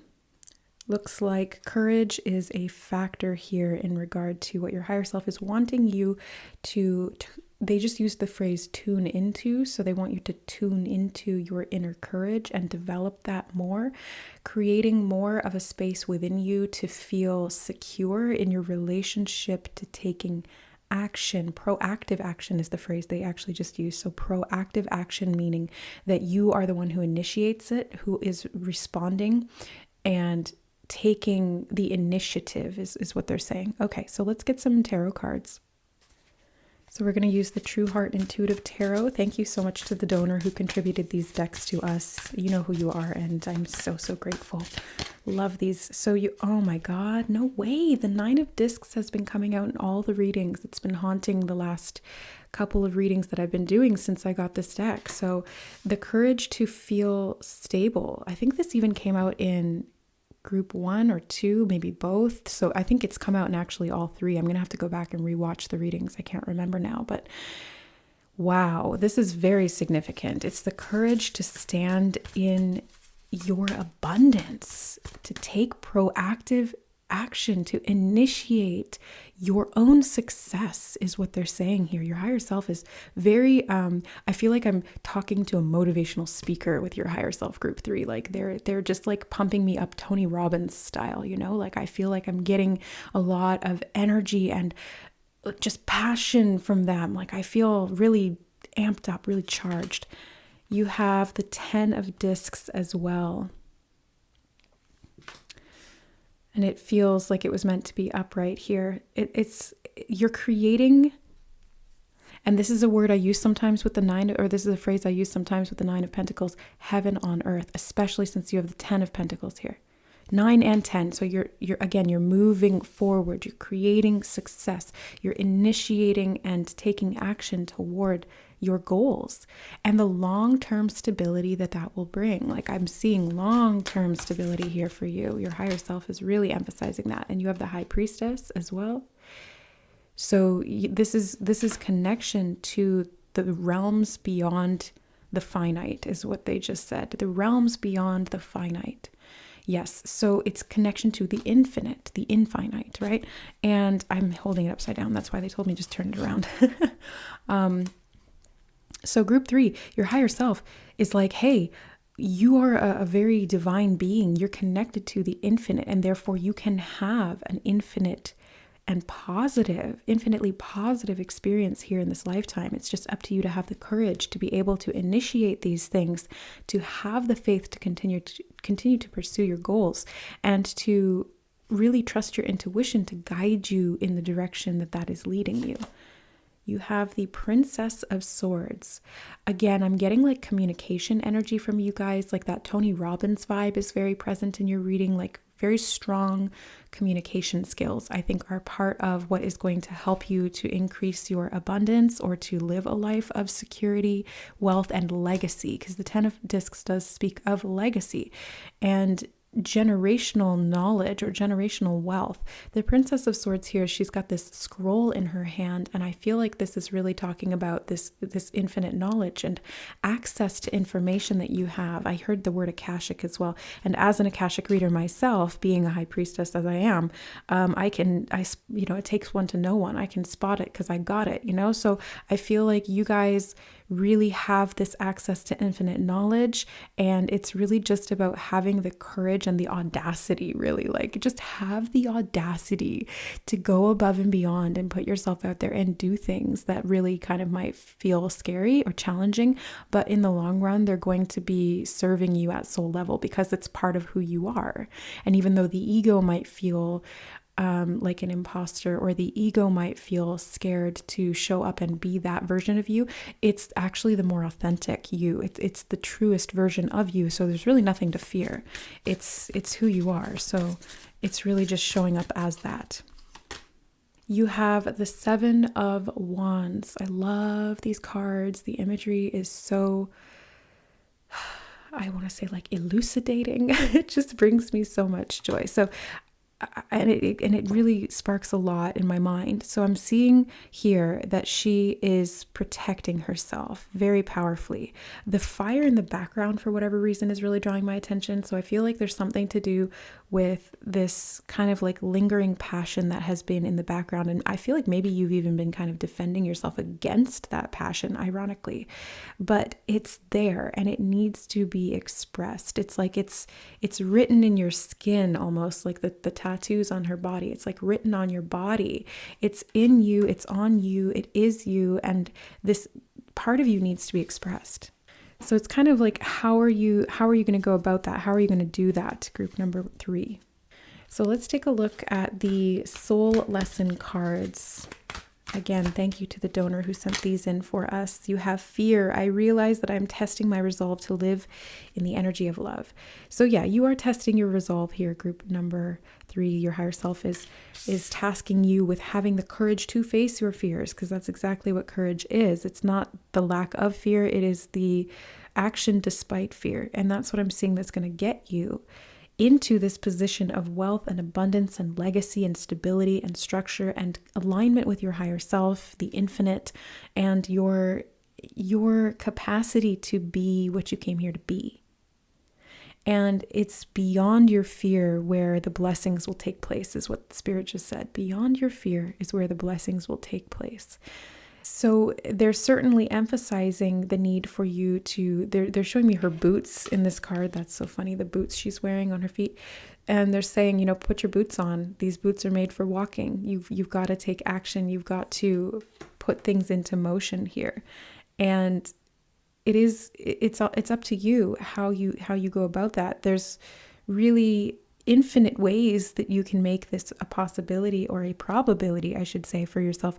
But it is something that you need to initiate, because they keep using that word. Like that's like the key word of your higher self message. Group 3 is you need to initiate, and initiating can be speaking, it can be listening, it can be doing something, taking action, it can be feeling into your passions and standing in your power. It can be, creating something for yourself to stand on and facing those fears, right? So there's so many different kind of aspects to this.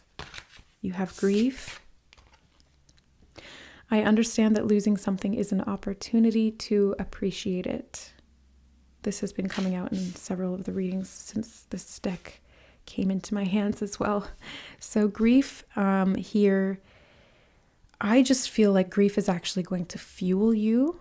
Interestingly enough, that's the energy that they're giving me. So your higher self wants you to know that this grief that you hold within you is actually going to be a motivator.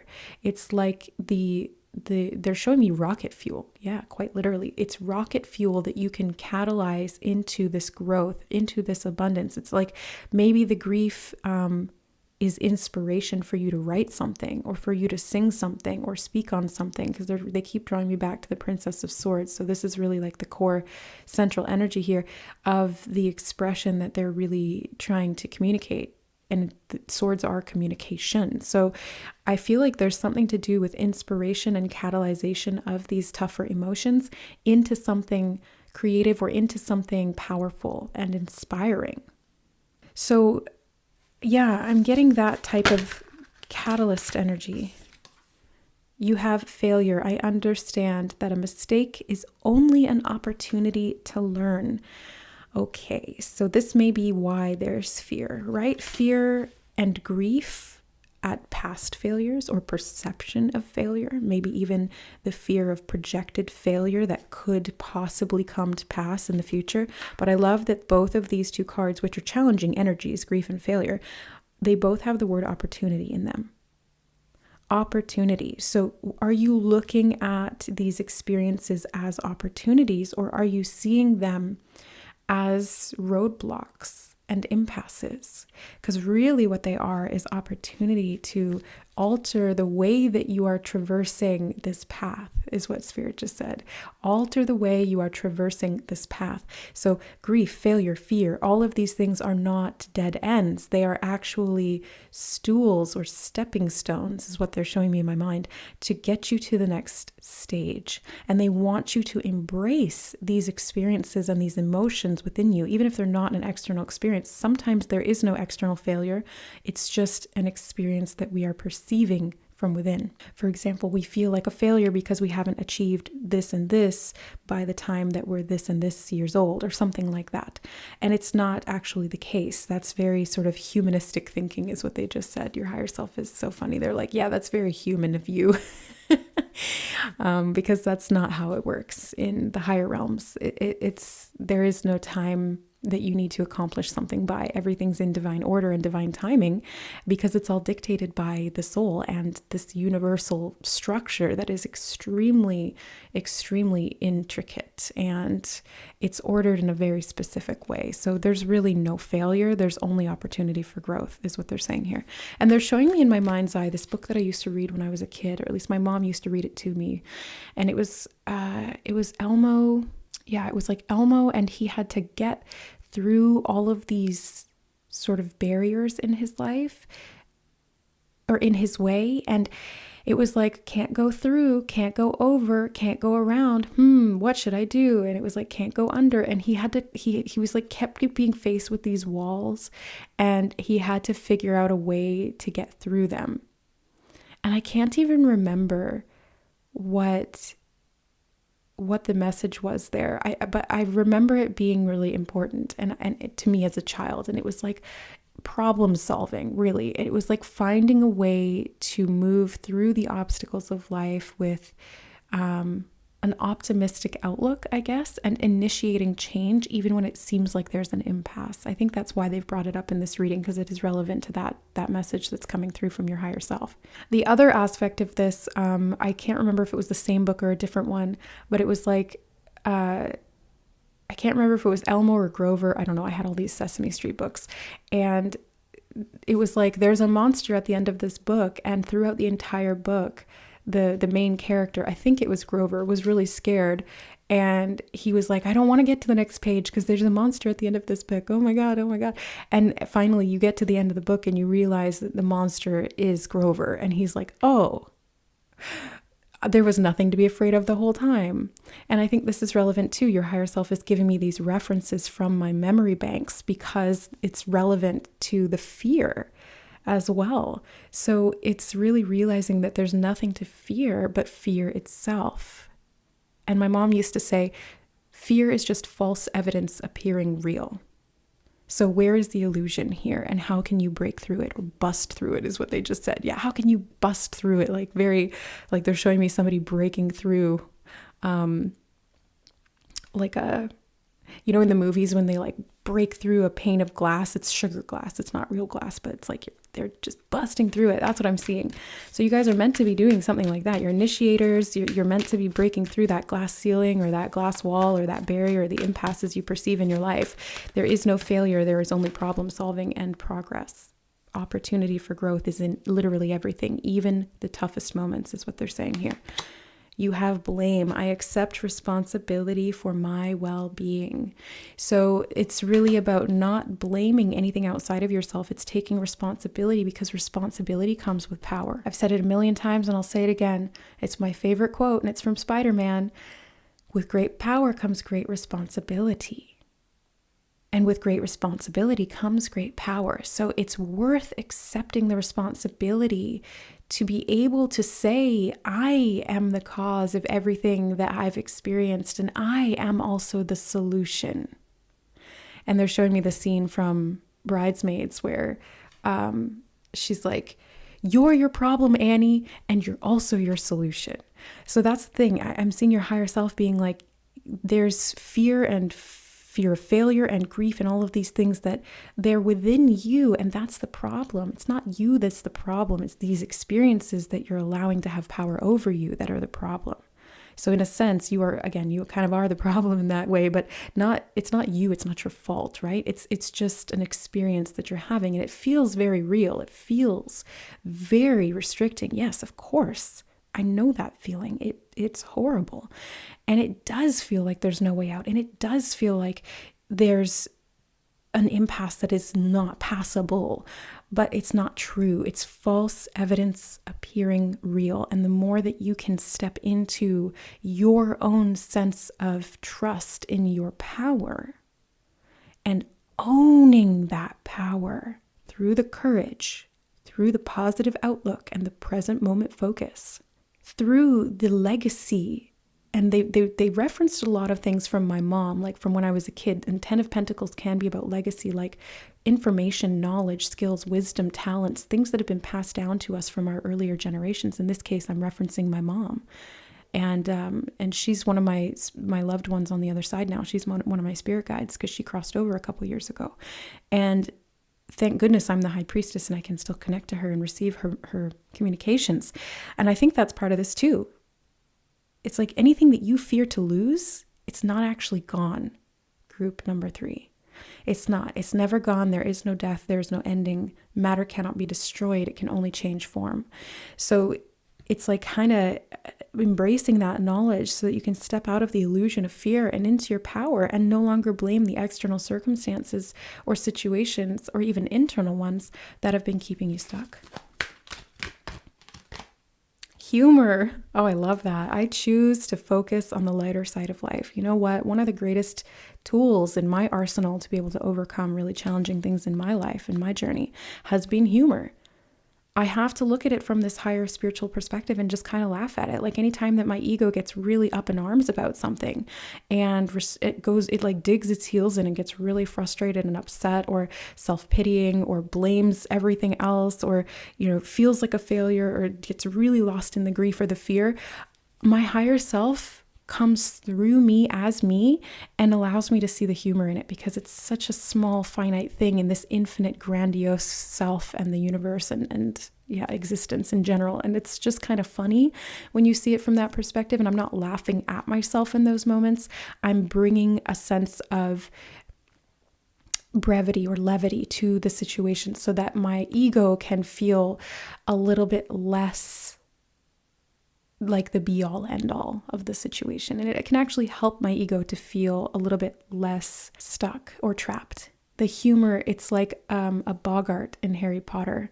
You say ridiculous, you turn it into something funny, and then the power of your laughter takes away the power of the fear. I love that example. And I use it a lot because it is a very accurate metaphor for how we can face our fears and overcome them. We have to find humor in it. We have to take back our power and our responsibility in what we can do to change our circumstances. And we have to embrace the opportunities in some of the most difficult experiences or emotions that are known to man, is what Spirit just said, that are known to man. Yes, because they're very human experiences. And on the bottom of the deck, we have balance. I bring a state of perfect harmony into my world, and I do so without judgment. So this is really a perfect sort of summary of what we've seen so far. It's like finding balance within yourself so that you can create harmony in your world and live an abundant, stable, prosperous life that is very long lasting and filled with aligned experiences for you at soul level. So it's not just going to feed the ego, it's going to feed the soul, it's going to support the soul, and it's going to allow you to express who you are and your passion at soul level. And it's going to really, really expand your courage and your strength. Like I'm getting warrior energy. I'm getting really powerful, strong, and yet balanced energy. And they're showing me even like a yoga pose. I think it's called Warrior 2 or Warrior 1. It is about balance. And I was actually thinking about balance this morning, like just before I jumped into this reading. I was brushing my teeth and I was balancing on one foot. I don't know why. I just felt like doing it. And the whole time I was brushing my teeth, I was seeing how long I could balance for. And I was like, wow, I'm actually really good at this. And I realized it's because I have big feet and a small body. So I'm kind of built for balance, but it's relevant to this reading, and everything that happens before, during, and after a reading is relevant to the reading. So, they're saying you can create this balance for yourself because you have the really strong, stable roots, because the feet represent the roots. It's connected to the root chakra, and they also represent the soul. And that was actually a realization I had as well, thanks to a client as well. She was, analyzing the Wizard of Oz and Dorothy and the ruby slippers, and the slippers representing the soul, because it's the soul of the shoe, the soul of the body. So there's a connection there for you guys as well, because it's through your soul that you find balance. All right, now let's get charms for you guys. So we're going to use this little DIY charm mat that I created, and I think let's use these ones for you guys. So group number 3, what else do they need to know from their higher self? Messages for them, please.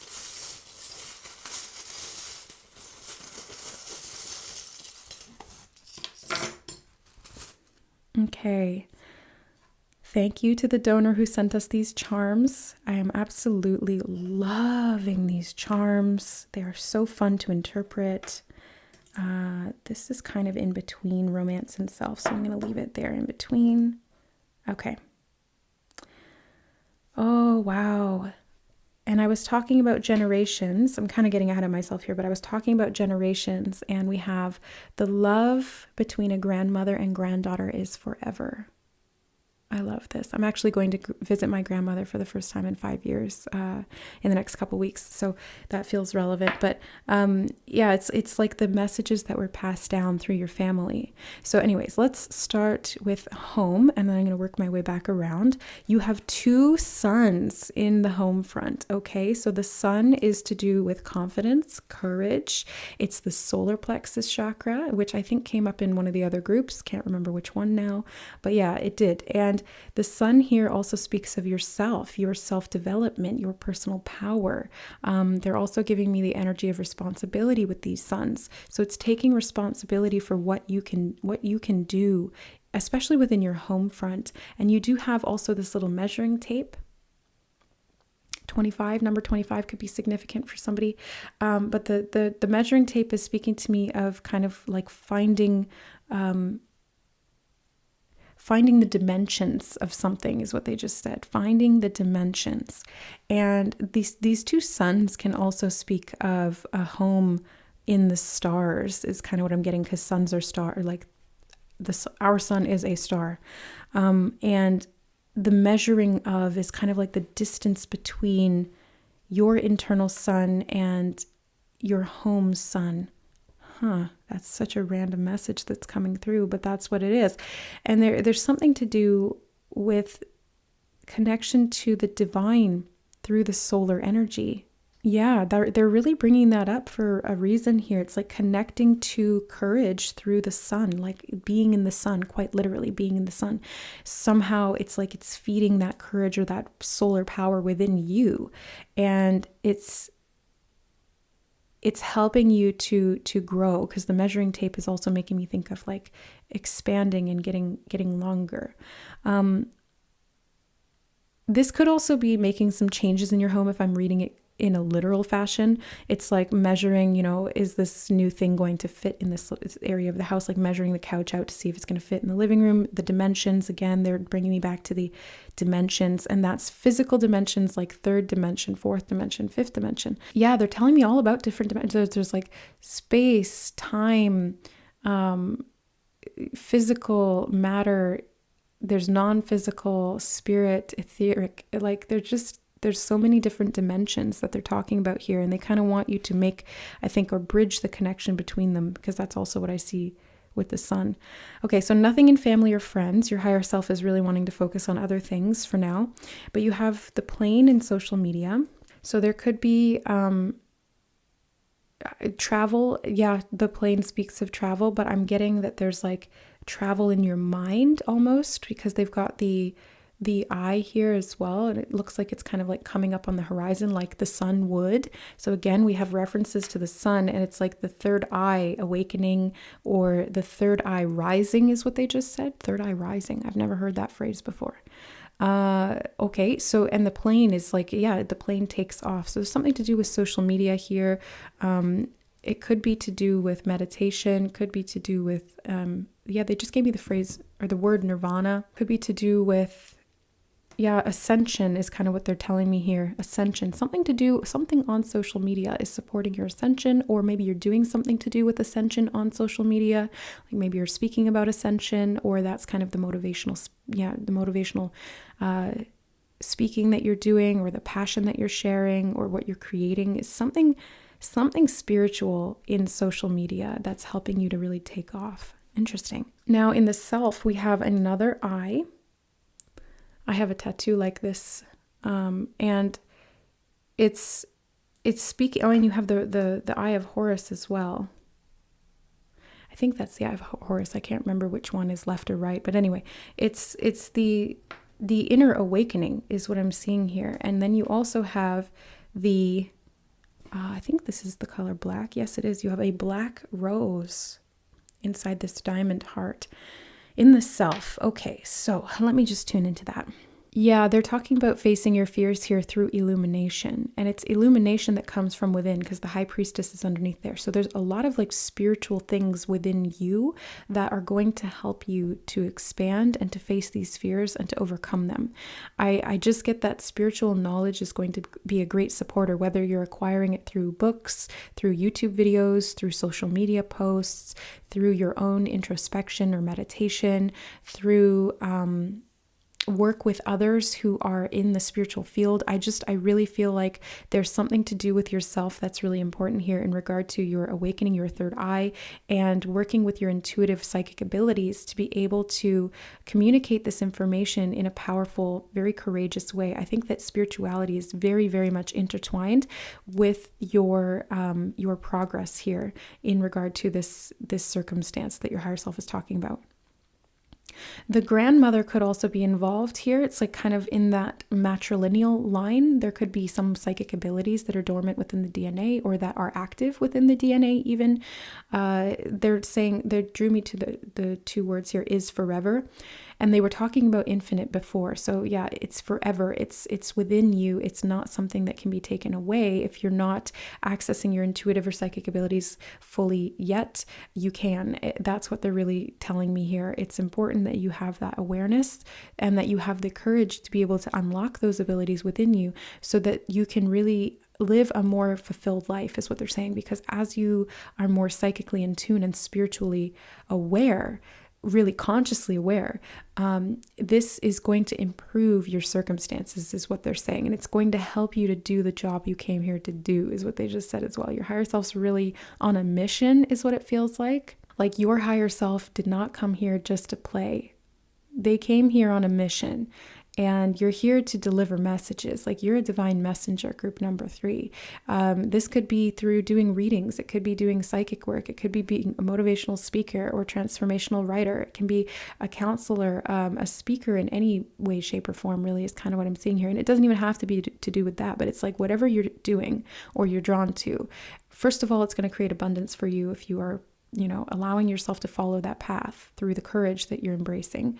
And on the other side, it's also, it's delivering messages, whether or not you're realizing that that's what's happening. Now in romance, we have this crescent moon, and immediately I saw, and the cow jumped over the moon. So it's like a nursery rhyme. And I'm feeling like repetition. Nursery rhymes are kind of about repetition. And you could even be a writer of children's stories. That's, I know at least one of my clients does that. So that's kind of coming to mind as well. And it's like transmitting these messages from the higher self through the generations. Yeah. You are my sunshine as well. So I love that you have suns twice, 3 times now sort of in the reading, and the moon as well. So the sun and the moon, it's like the light. yeah, the light, because those are all luminaries. And you have angel wings as well. So again, I feel like you guys are an earth angel. You deliver messages. You're here to transmit information and to create a stable, abundant legacy for yourself here. I was going to say life, and then they interjected with legacy, and that's what came out of my mouth. Yeah. So anyway, romance here, really talking about like repeating a cycle of love with somebody who is connected to you at soul level. It feels like there's this divinely guided, or there's like an earth angel quality about this other person and or yourself. And there's something to do with past lives that they're bringing up here too. So it's kind of like overcoming fear, grief, and guilt around past life patterns that maybe didn't work out the way that you hoped they would in romance.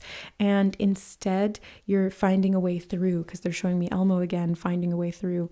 So yeah, it's like you're overcoming some karma here, clearing some karma, and really standing your ground so that you can be firm in what you're creating rather than what you're feeling trapped in.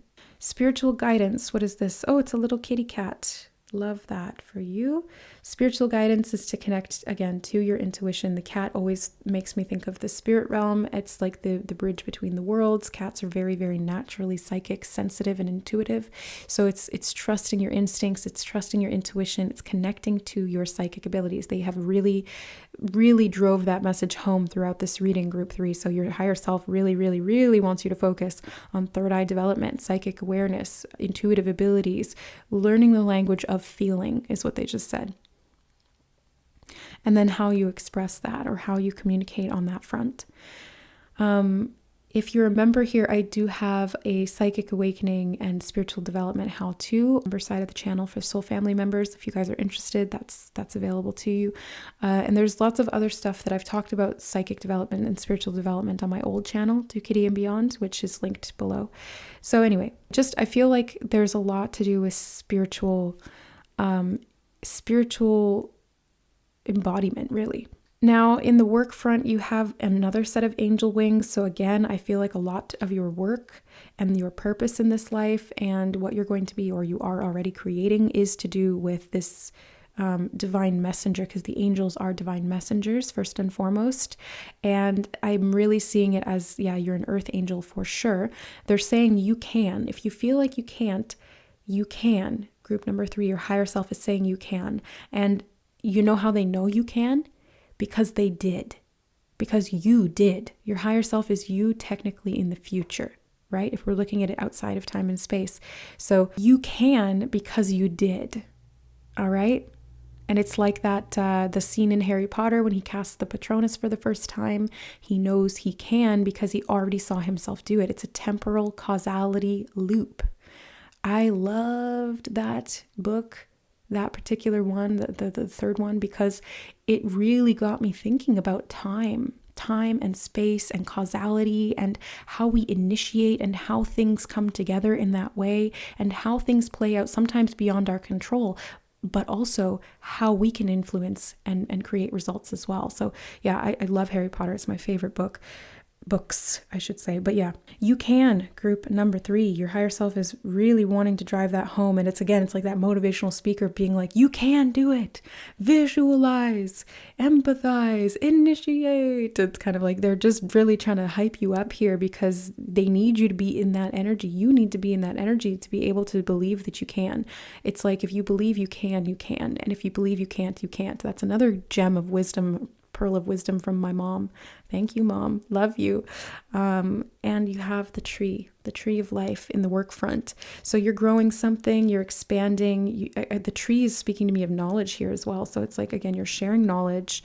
You're being a messenger, a deliverer of this information from other solar systems. Yeah, that's what they just said. So y'all are star seeds, group 3.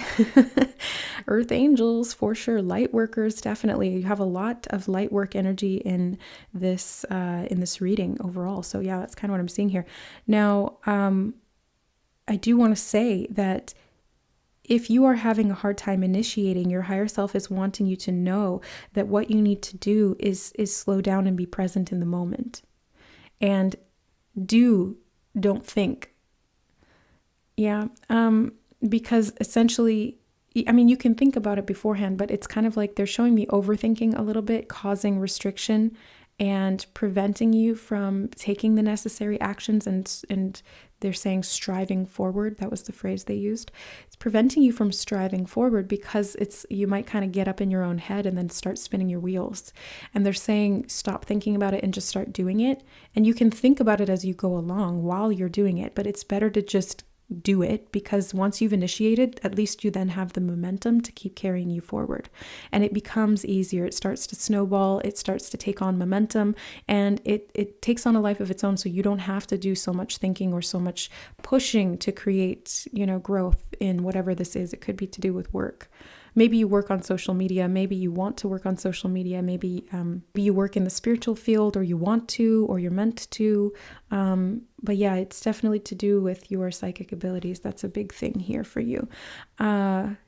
You might even be called to witchcraft for some of you. The black cat makes me think of that. I know it's a silver cat, but they showed me a black cat in my mind. And it's like the familiar, I have a black cat. Well, she's a tortie, but she's mostly black. And it's the spiritual connection that cats have to the other side, which allows them to be connected to the idea of witchcraft and magic, because they can, cats are like the only beings that can cross circles of protection. And that was one of the first things I learned when learning to cast circles. I don't really do that, but I know how to. And cats can come in and out of those circles. And it's because they're highly, highly spiritual beings. And they're protectors, they're energy transmuters, they're energy catalysts. They're very independent and bold and connected and confident. And so I feel like this is what you're meant to embody, and your higher self wants you to kind of tune into that frequency and that feline energy. Because they had me look up, and my eye line fell on the 3 stuffed cats that I have. Not stuffed cats, but they're like stuffies, little toy cats that I have in my office.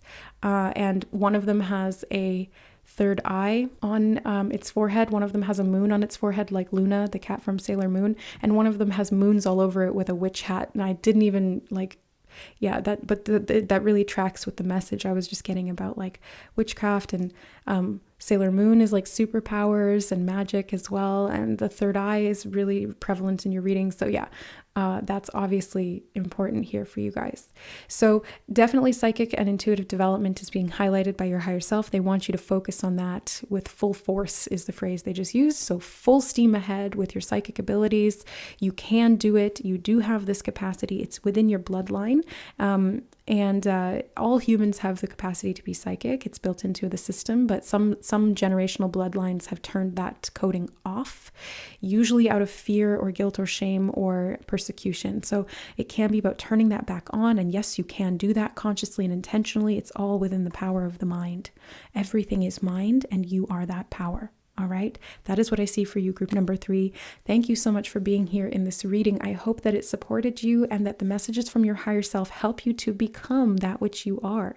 You are the higher self, group 3. It's not something outside of you. It is you, and you are becoming that. You are that. So thank you guys for being here. Thank you for supporting the channel through your views, your likes, your shares, your comments, your subscribes, and the members as well who are supporting the channel financially through your memberships.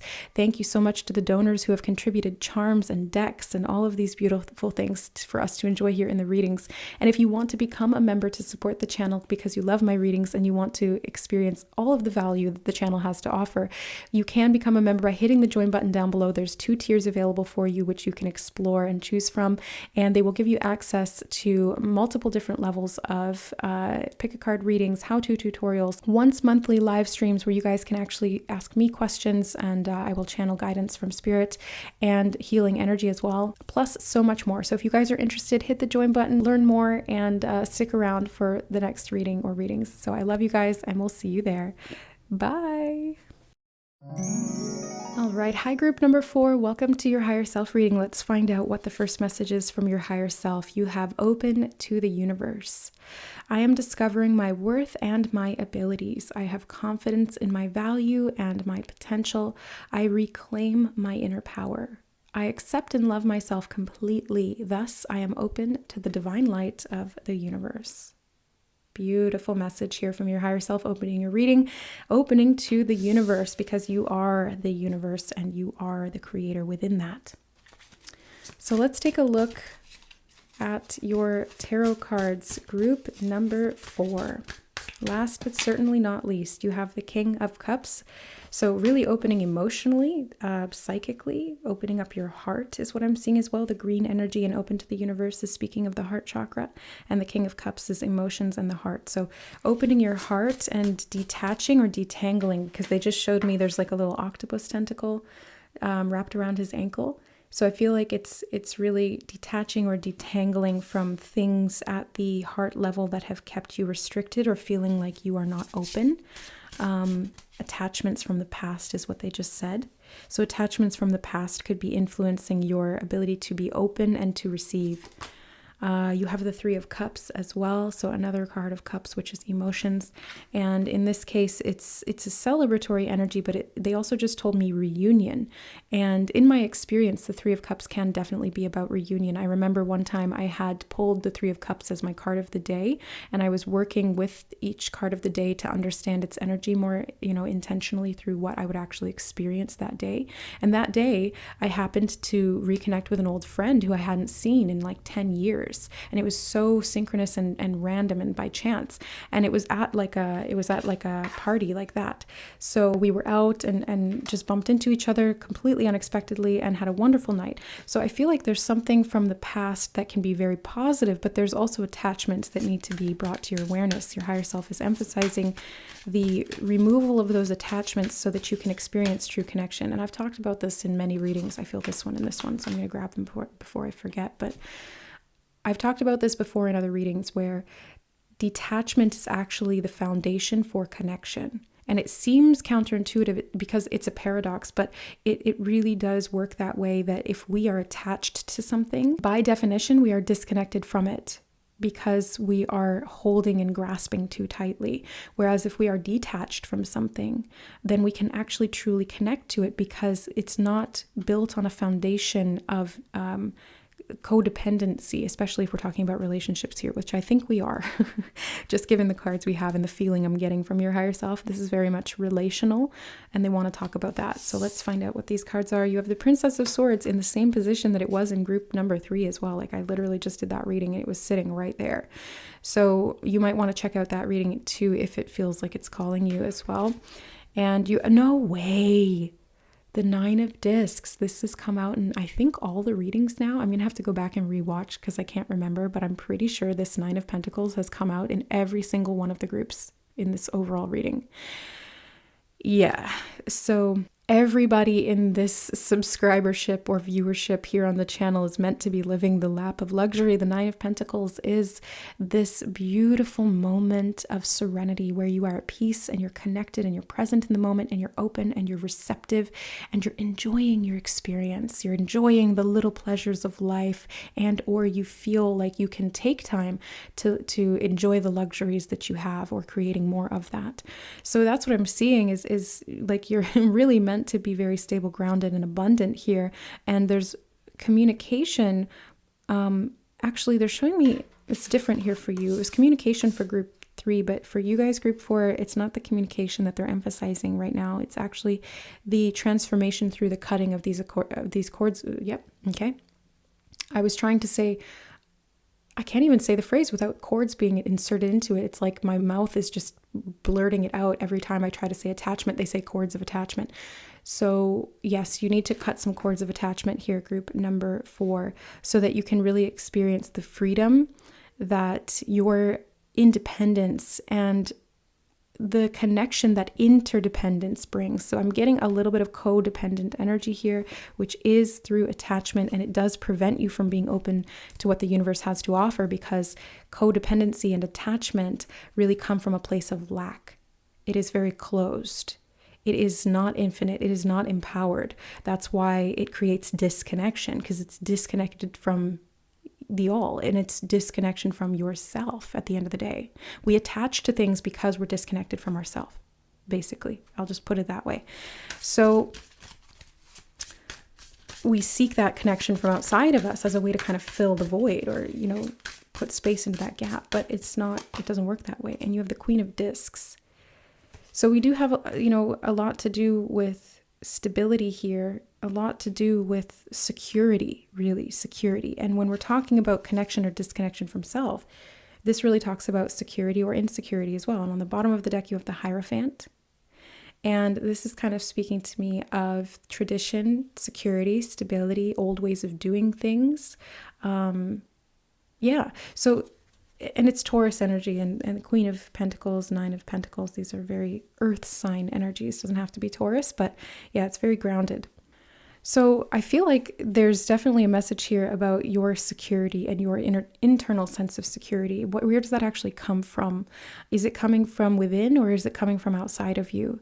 Is it something that you can create and sustain and maintain for yourself? Or is it something that you're dependent on other people to provide, or even substances, because the cups can represent, alcohol, things like that. Are you relying on things outside of yourself for the sense of security, the false sense of security, I have to say, because that's what they just said.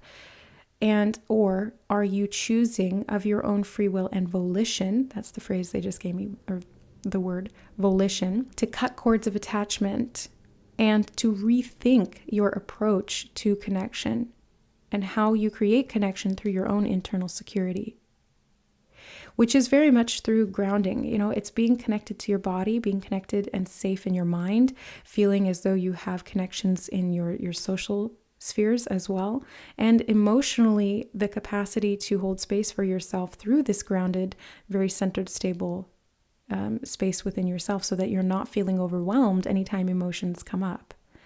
And it's opening to discovering these abilities within yourself. It's having confidence in your ability to be able to reclaim your power through the connection to that safety and security in all of these different arenas of life. And we're going to get some cards from the Soul's Journey lesson as well. These are lesson cards. Thank you to the donor who has submitted these as well. Oop, all right. We're going to take all of these. You have adversity. I accept that challenges are the best way to learn. I don't know if they're the best way to learn, but I think that they are a very good way to learn. I think that you can also learn through joy, through abundance, through security, through healing.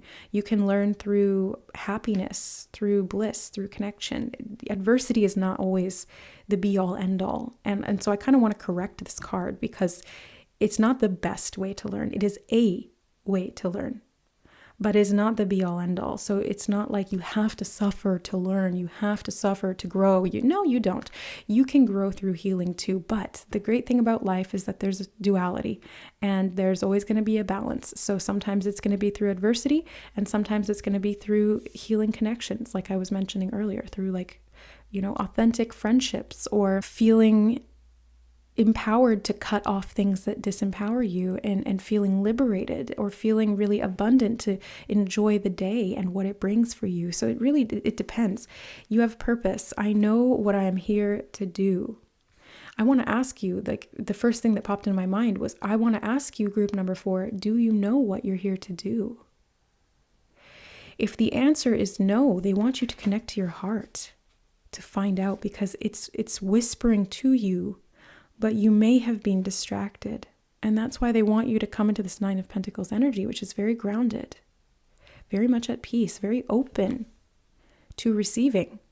It's a feminine energy by nature.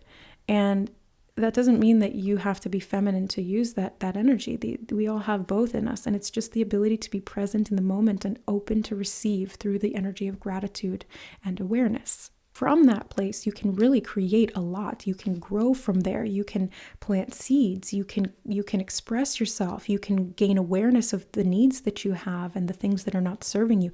So it's really helpful to open up in the moment so that you can receive that insight and that healing. Now, you also have denial, okay? It says, I acknowledge my fear, but I replace it with the insight of awareness. And I didn't even look at the card, but I had just mentioned awareness. And so that happened for a reason. It always does in readings.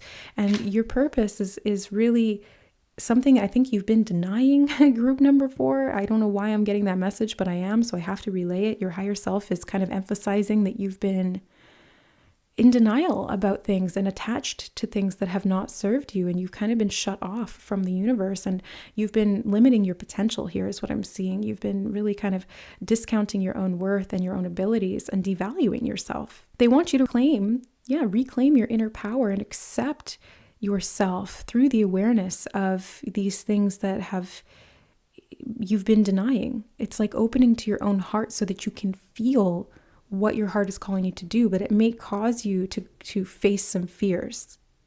It says, I acknowledge my fear, but I replace it with the insight of awareness. Yeah, you've got to kind of face your fears here, because there's some things you need to cut out. There's some changes you need to make in your life. There's some learning that you have to do still, and it may feel a bit like adversity, but the challenges are part of the purpose here, and it's not all challenge. They're really emphasizing that message, because even when I just said that, they're like, yeah, and remind them again that it's not all challenge, because there's beauty here too. There's abundance, there's luxury, there's positive experiences, and luxury and these types of things are not always what we think they are. It's not always lounging on a pool chair in the cabana. Sometimes it is, but sometimes it's actually just experiencing a moment of pure bliss, whatever that happens to be. Maybe it's taking a bite of some delicious pasta that you just made for yourself, or that you managed to acquire in some way. I don't know why that's the phrase that they gave me, but they're like, you went out to a restaurant and you bought yourself this beautiful plate of pasta, and it's just really giving you this moment of bliss. And it's having the balance to not really be attached to those moments. It's just embracing them for what they are and continuing to build more of them through being open to your heart and where it's guiding you. Okay, I do want to get a couple more of these cards. Growth. I want to expand my consciousness and awareness. Here we go with the word awareness again. So awareness is really important. Being aware of yourself is really what your higher self is asking you to focus on here. What is within your heart that you've hidden from yourself? Because they keep emphasizing that message. There's something you've hidden from yourself, and it may be covered up through attachments, codependencies, addictions, or just habits that really kind of keep you stuck in lack or attached to things outside of yourself. But as a result, like I said, disconnected from yourself, the real you. So growth here really necessitates that you find a sense of stability within yourself, a sense of security, because it's through that stable foundation that you can actually grow. You can't grow if there's no ground to root into. And it's hard to be present in the moment if you're not grounded. It's hard to be aware if you're not grounded.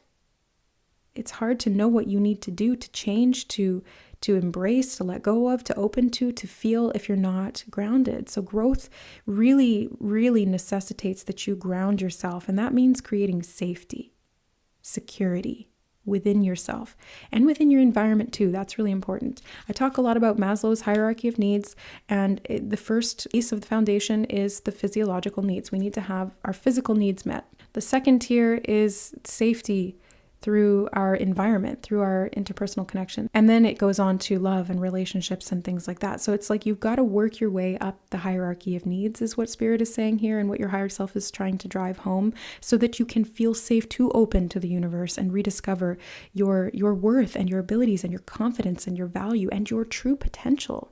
That's how you reclaim your inner power, is by accepting and loving yourself more completely. It literally says that in the card. And that way you can open to the divine light that you are. It's within you. It's been within you all along. But you've been denying it for whatever reason. You just haven't seen it maybe. I don't know.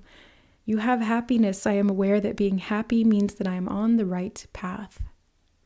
And being on the right path doesn't mean you're always going to be happy, but these very significant moments of happiness are like little indicators or signposts that are saying, yes, you're on the right track. So look for those moments of happiness, authentic happiness that don't need to come from something that you're attached to or dependent upon. It's like independent happiness. That's what the 9 of Pentacles is, because the number 9 is the hermit. It's represented in the major arcana as the hermit. So it's a very solitary, independent, introspective energy. It's not reliant on anything outside of the self. It's very much about wisdom. And it's the wisdom that's garnered through experience and subjective adversity and challenges, but also the beauty that life has to offer too, right? It's the balance of both. So you don't want to discount that. your higher self really wants you to experience this happiness because that's what's going to foster growth. It's through the safety and security within your own body and connection to other people, because they're really emphasizing that connection within relationships is important for you. But to get to that level, you need to meet the base level needs first so that you can get to that third tier of relational connection and security. Yeah, the heart chakra is really being emphasized in this reading. But there's some adversity that you've had to overcome here. Challenges in relationships is what I'm seeing. It could be your relationship with yourself, and by extension, your relationship with other people. Maybe you've had a hard time connecting to people authentically or feeling as though your love is reciprocated. Maybe you've had a hard time choosing between which person to give your love to or how to give love in a healthy way. Again, I'm seeing the codependency and the attachments being emphasized here.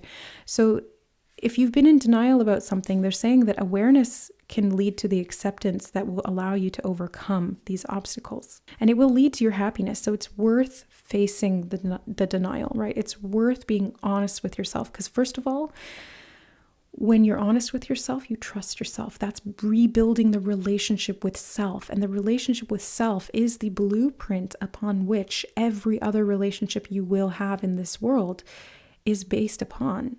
So if your relationship with self is unhealthy because you lie to yourself, because you deny things, because you stay attached and you feel disempowered and then you feel guilty about it, or you shame yourself for it, or you feel less than, you're undervaluing yourself. Your relationship with yourself is not healthy. And therefore your relationships with other people are just going to be a direct reflection of that. Your higher self wants you to focus on healing the relationship with yourself by meeting those base level needs and then working your way up to meeting the needs in a healthy way through authentic connection, detached connection with other people. So there's interdependency rather than codependency. So they're emphasizing doing some research on codependency if you've never heard that term before, or even if you have, maybe deep diving a little bit more into it around this time could be helpful, because you might learn some new things that you didn't know were holding you back, or that you needed to have some compassion for, right? I think that awareness through learning can really be helpful, like the understanding we gain through learning the contextual sort of aspects of an issue that we struggle with can be really helpful in the healing process. They certainly have been for me. Like any time that I've really struggled with something, I think I unconsciously shamed myself for it because I felt like there was something wrong with me. But then when I actually went out and did the research and brought these things to my awareness and stopped denying them or repressing them and actually started to look for solutions, I gained a lot of information and wisdom through the teachings that I was drawn to and the learning that I did. And that helped me to understand and have compassion for myself more, because as I could understand the patterns and, the reactions and the behaviors, I could really see where the need was, like where was the core need. And really that was just my sort of unconscious way of asking for those needs to be met, was through those unhealthy behaviors. And it was through the acceptance and the awareness that I gained from those things that it helped me to love myself more deeply and to accept myself in all of my little inconsistencies and in idiosyncrasies, all of my little flaws, right? There's really no flaws. We're just a conglomerate of all of these different needs, some of them met, some of them unmet. And it's really getting to the root of this, again, the root, grounding, to help you to open up and to meet those needs for yourself and to have the connections outside of you that will help to create that sense of security in a much healthier way. Okay, so now we're going to get some charms, and I've created a little DIY charm mat that I like to use here, and we're going to, let's see which charms they want me to use. This one. Yeah. Thank you to the donor who sent in the charms and the charm bags. You know who you are. I'm so grateful. Love them. Okay, so let's take a look for you, group number 4. All right. I'm going to try and separate these into their respective categories. Oops. I feel like this one was kind of in the center, so I'm going to leave it there. This one's a little bit slightly more in romance. All right. So nothing on the work front, but they do have the, oh, Oh, that's so cute. It's like a cat, and it's reminding me of fall for some reason. So fall could be a significant time for you to do some introspection and self-development, is what they just said, self-development. The fall time at the time that I'm filming this reading is coming up. So we've just gone past the midpoint of August into Virgo season. So we are starting to experience the end of summer, and we're stepping into September in the coming weeks. This is a timeless reading, so it doesn't have to be at the time that you're watching it, but something to do with fall is significant here. It's like it's uniting all of these different areas of life: work, home, family, friends, social media, self-romance, and spiritual guidance all seem to be coming to a culmination in fall, whenever that happens to be in relation to the time you're watching the reading. So home, what do you have here? Home, you have this little cat with the cherry blossoms. This feels like spring to me. So it's interesting. They're talking about the seasons here, and the home being connected to spring here. It's like you're rebirthing something, or there's something that's blossoming and blooming, and it's going to be harvestable in the fall, I think, whether or not this started in the spring. It's like, it feels like spring to me. So this could even be about like doing some spring cleaning, because that's the message I'm getting, quite literally, in the home, like getting rid of old things, because it's energetic too, right? Like when you get rid of physical things, you clear energetic space for new things to come in. So you're opening up space, and you're also removing the attachment, because attachment doesn't just have to be to people or to substances. It can be to things too, like, hoarding. That is an emotional thing. That's a psychological pattern of behavior that comes from a deep insecurity and that unmet need of that groundedness and that sense of internal abundance. So holding on to things, and I know I'm guilty of this because I grew up in a bit of lack, and I've got Chiron in my second house. So yeah, I really struggle with like value and worth and security and money and things and stuff like that. And so I do tend to hold on to things a little bit past their expiry date, or, for sentimental value and things like that. But I'm seeing that releasing these things and cutting some of these attachments out. And it doesn't have to be in a brutal way. It can be with gratitude, with love, with acceptance, just releasing things that don't need to be in your life anymore, whether they are relationships that don't serve you, or addictions, habits, behaviors, or even things in your home. I'm seeing like a rebirth happening for you here, so embrace that. Nothing in the family front of significance that your higher self wants to talk about right now, but there's a lot going on in the friend zone. So you have, she believed she could, so she did. I think I said that phrase or something similar to that in group number 3, I believe. I'm pretty sure it was group 3 that came up in. Yeah. So it's really believing in yourself and having a friend group that supports you and believes in you too. It's like mutual support. And that's the 3 of Cups energy. It's like these friends coming together, celebrating, connecting, communing with one another in a healthy way. And there's just like interdependency through mutual support is what I'm seeing. Like relationships are very, very important for you, group 4. And they're really, your higher self is really emphasizing this. It takes a big heart to teach little minds. Oh, interesting. This could be doing some inner child healing, becoming friends with your inner child. It takes a big heart, again, the heart chakra being emphasized, to teach little minds. And again, this could be like the part of you, the little part of your mind that is constricted or fears the adversity or fears opening up or detaching or taking responsibility in that way. So it's kind of like teaching your inner child that it's safe, that you can do it, and that you will do it. Your higher self is a testament to that because it did. You are that higher self. It's not something outside of you. It is you, and you're developing into that because your higher self is technically you in the future. So it's the you that you became. And therefore you can do it because you already did. You already have. Your connection to your higher self is a testament to that. You have a green moon and a star. Green, again, very prevalent in your reading. It is connected to the heart chakra. And there's another green moon they're drawing me to in the south, but we're going to wait till we get there. You have a lot of moons here, actually. So the moon is representative of the subconscious mind and the emotional realm.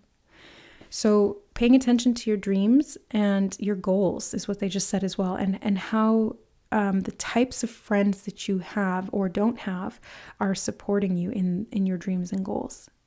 Are they advocating for your success? Are they supportive of your goals? Do they meet those emotional needs at a very deep, secure level or not?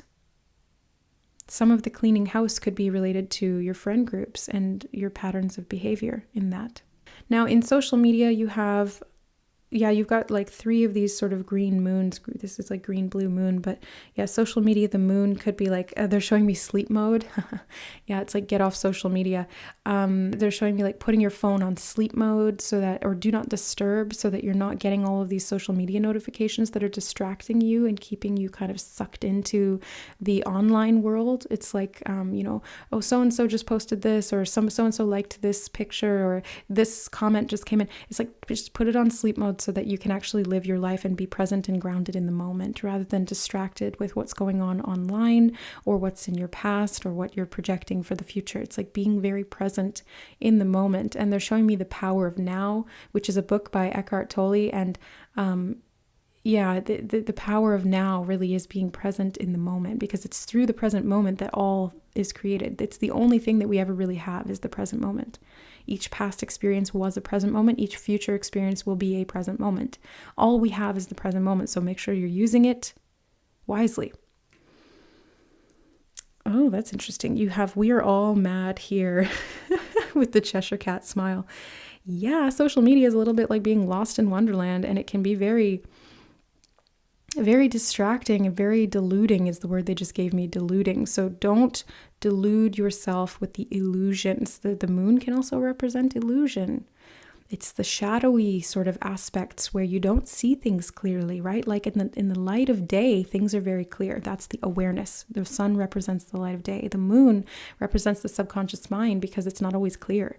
And it's like a child in the bedroom at night when the lights are off, who starts seeing monsters in the backpack on the chair. It's the imagination, but it's like the darker side of it. It's the fear-based side of it. And they're saying, everybody on social media is kind of crazy.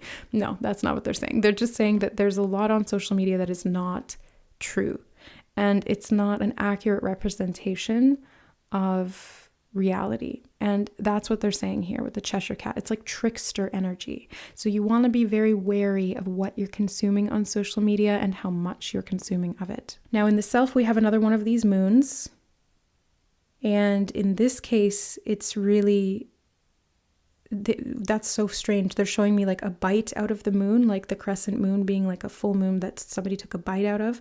You might feel like that life took a bite out of you, and it just kind of shot into the social media and hit the second moon here. So it's like there could be something on social media that is taking something out of you. It's not serving you. And I think that's why they're recommending, your higher self is really recommending that you detach from social media a bit, take your attention elsewhere, something more present in the moment, more abundant, more grounded for yourself. You have the bee in the self as well. Obviously, I love bees.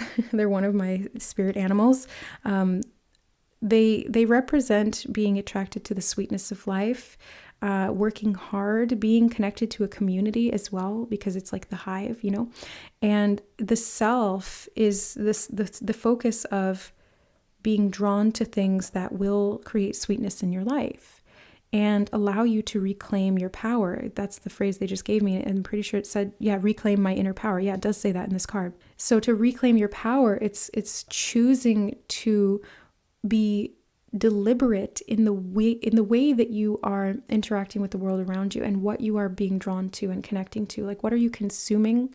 What are your behaviors doing? What are you putting in the work into on a daily basis? And is that creating happiness for you? Because if the answer is no, then yes, it might feel challenging to cut those things out or to change those behaviors. It certainly will. Because we get into this homeostasis state where it's very difficult to transition and to break the habit. But that's why we need to do it multiple times. We need to keep trying. Just don't give up, because eventually you will tip the scales and the new template that you've been rewriting will become the automatic, and that will become the new homeostasis, and then it will be hard to shift that. So the happiness will be hard to shift. The security will be hard to shift, because that's what you've really worked toward. And the B is hard work. It's also being truthful. be yourself. That's kind of what I associate the be with too. It's being authentic and true to yourself, and it's telling the truth. And I always, with the bee here, they always remind me of when the genie in Aladdin takes on the shape of a bee. So it's being authentic, it's telling the truth, it's being yourself and not denying any aspects of yourself in favor of inauthentic connections or just like being disconnected from yourself and then having all of these coping mechanisms that really just continually perpetuate that disconnection. You also have a green kitty. Yes, so much green in your reading. You guys are very heart center based, okay? And heart center based individuals, it is a soul type, okay? And it's called divine love. Divine love souls are here to experience the more conditional aspects of love and relationships. So the reason being is because divine love souls are very naturally unconditionally giving. You give until you have nothing left to give and you're overdrawn. And so divine love souls really need to learn to kind of rein it back in and have boundaries. And boundaries really start first and foremost with the self.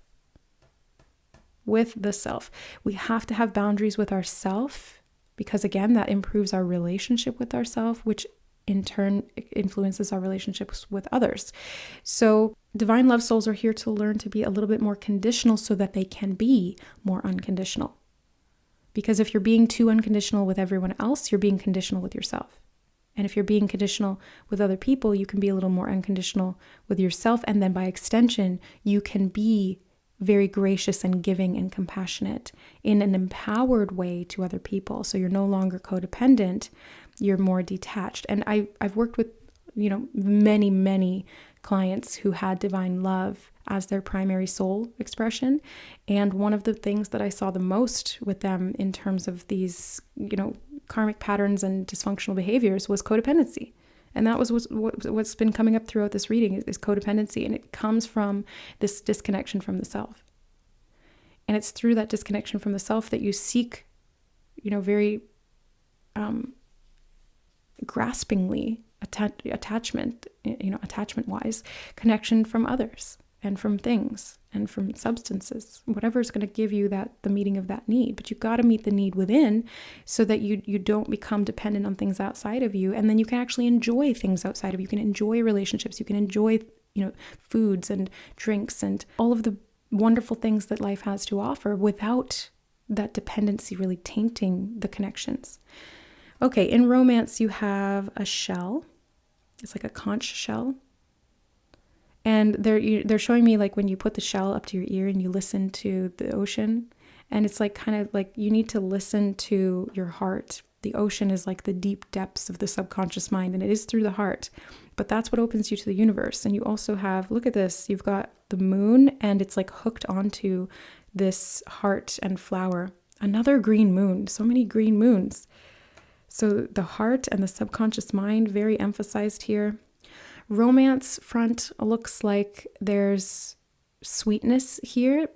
That's a potential for you if you listen to your heart and you open to more authentic connections, is what they're saying. Your higher self is really emphasizing authenticity here, being yourself and detaching from distortions and illusions and projections that are kind of being cast a lot through social media or maybe through your friend groups or something like that. But yeah, I see a lot of authentic connection that can come about for you. You also have the starfish. So I feel like you have this capacity. I can't even pick it up. I feel like you have that. There we go. I feel like you have this capacity for regeneration. But the starfish can also speak to me of attachment because they have like those little suckers on the bottom of their body, and they can like stick to the sides of rocks and aquarium tanks and things like that. So it's like, again, you want to be very, very cognizant of where you are attaching inappropriately to things or people, especially through romance, because we have a lot of charms here in romance. Most of them are here.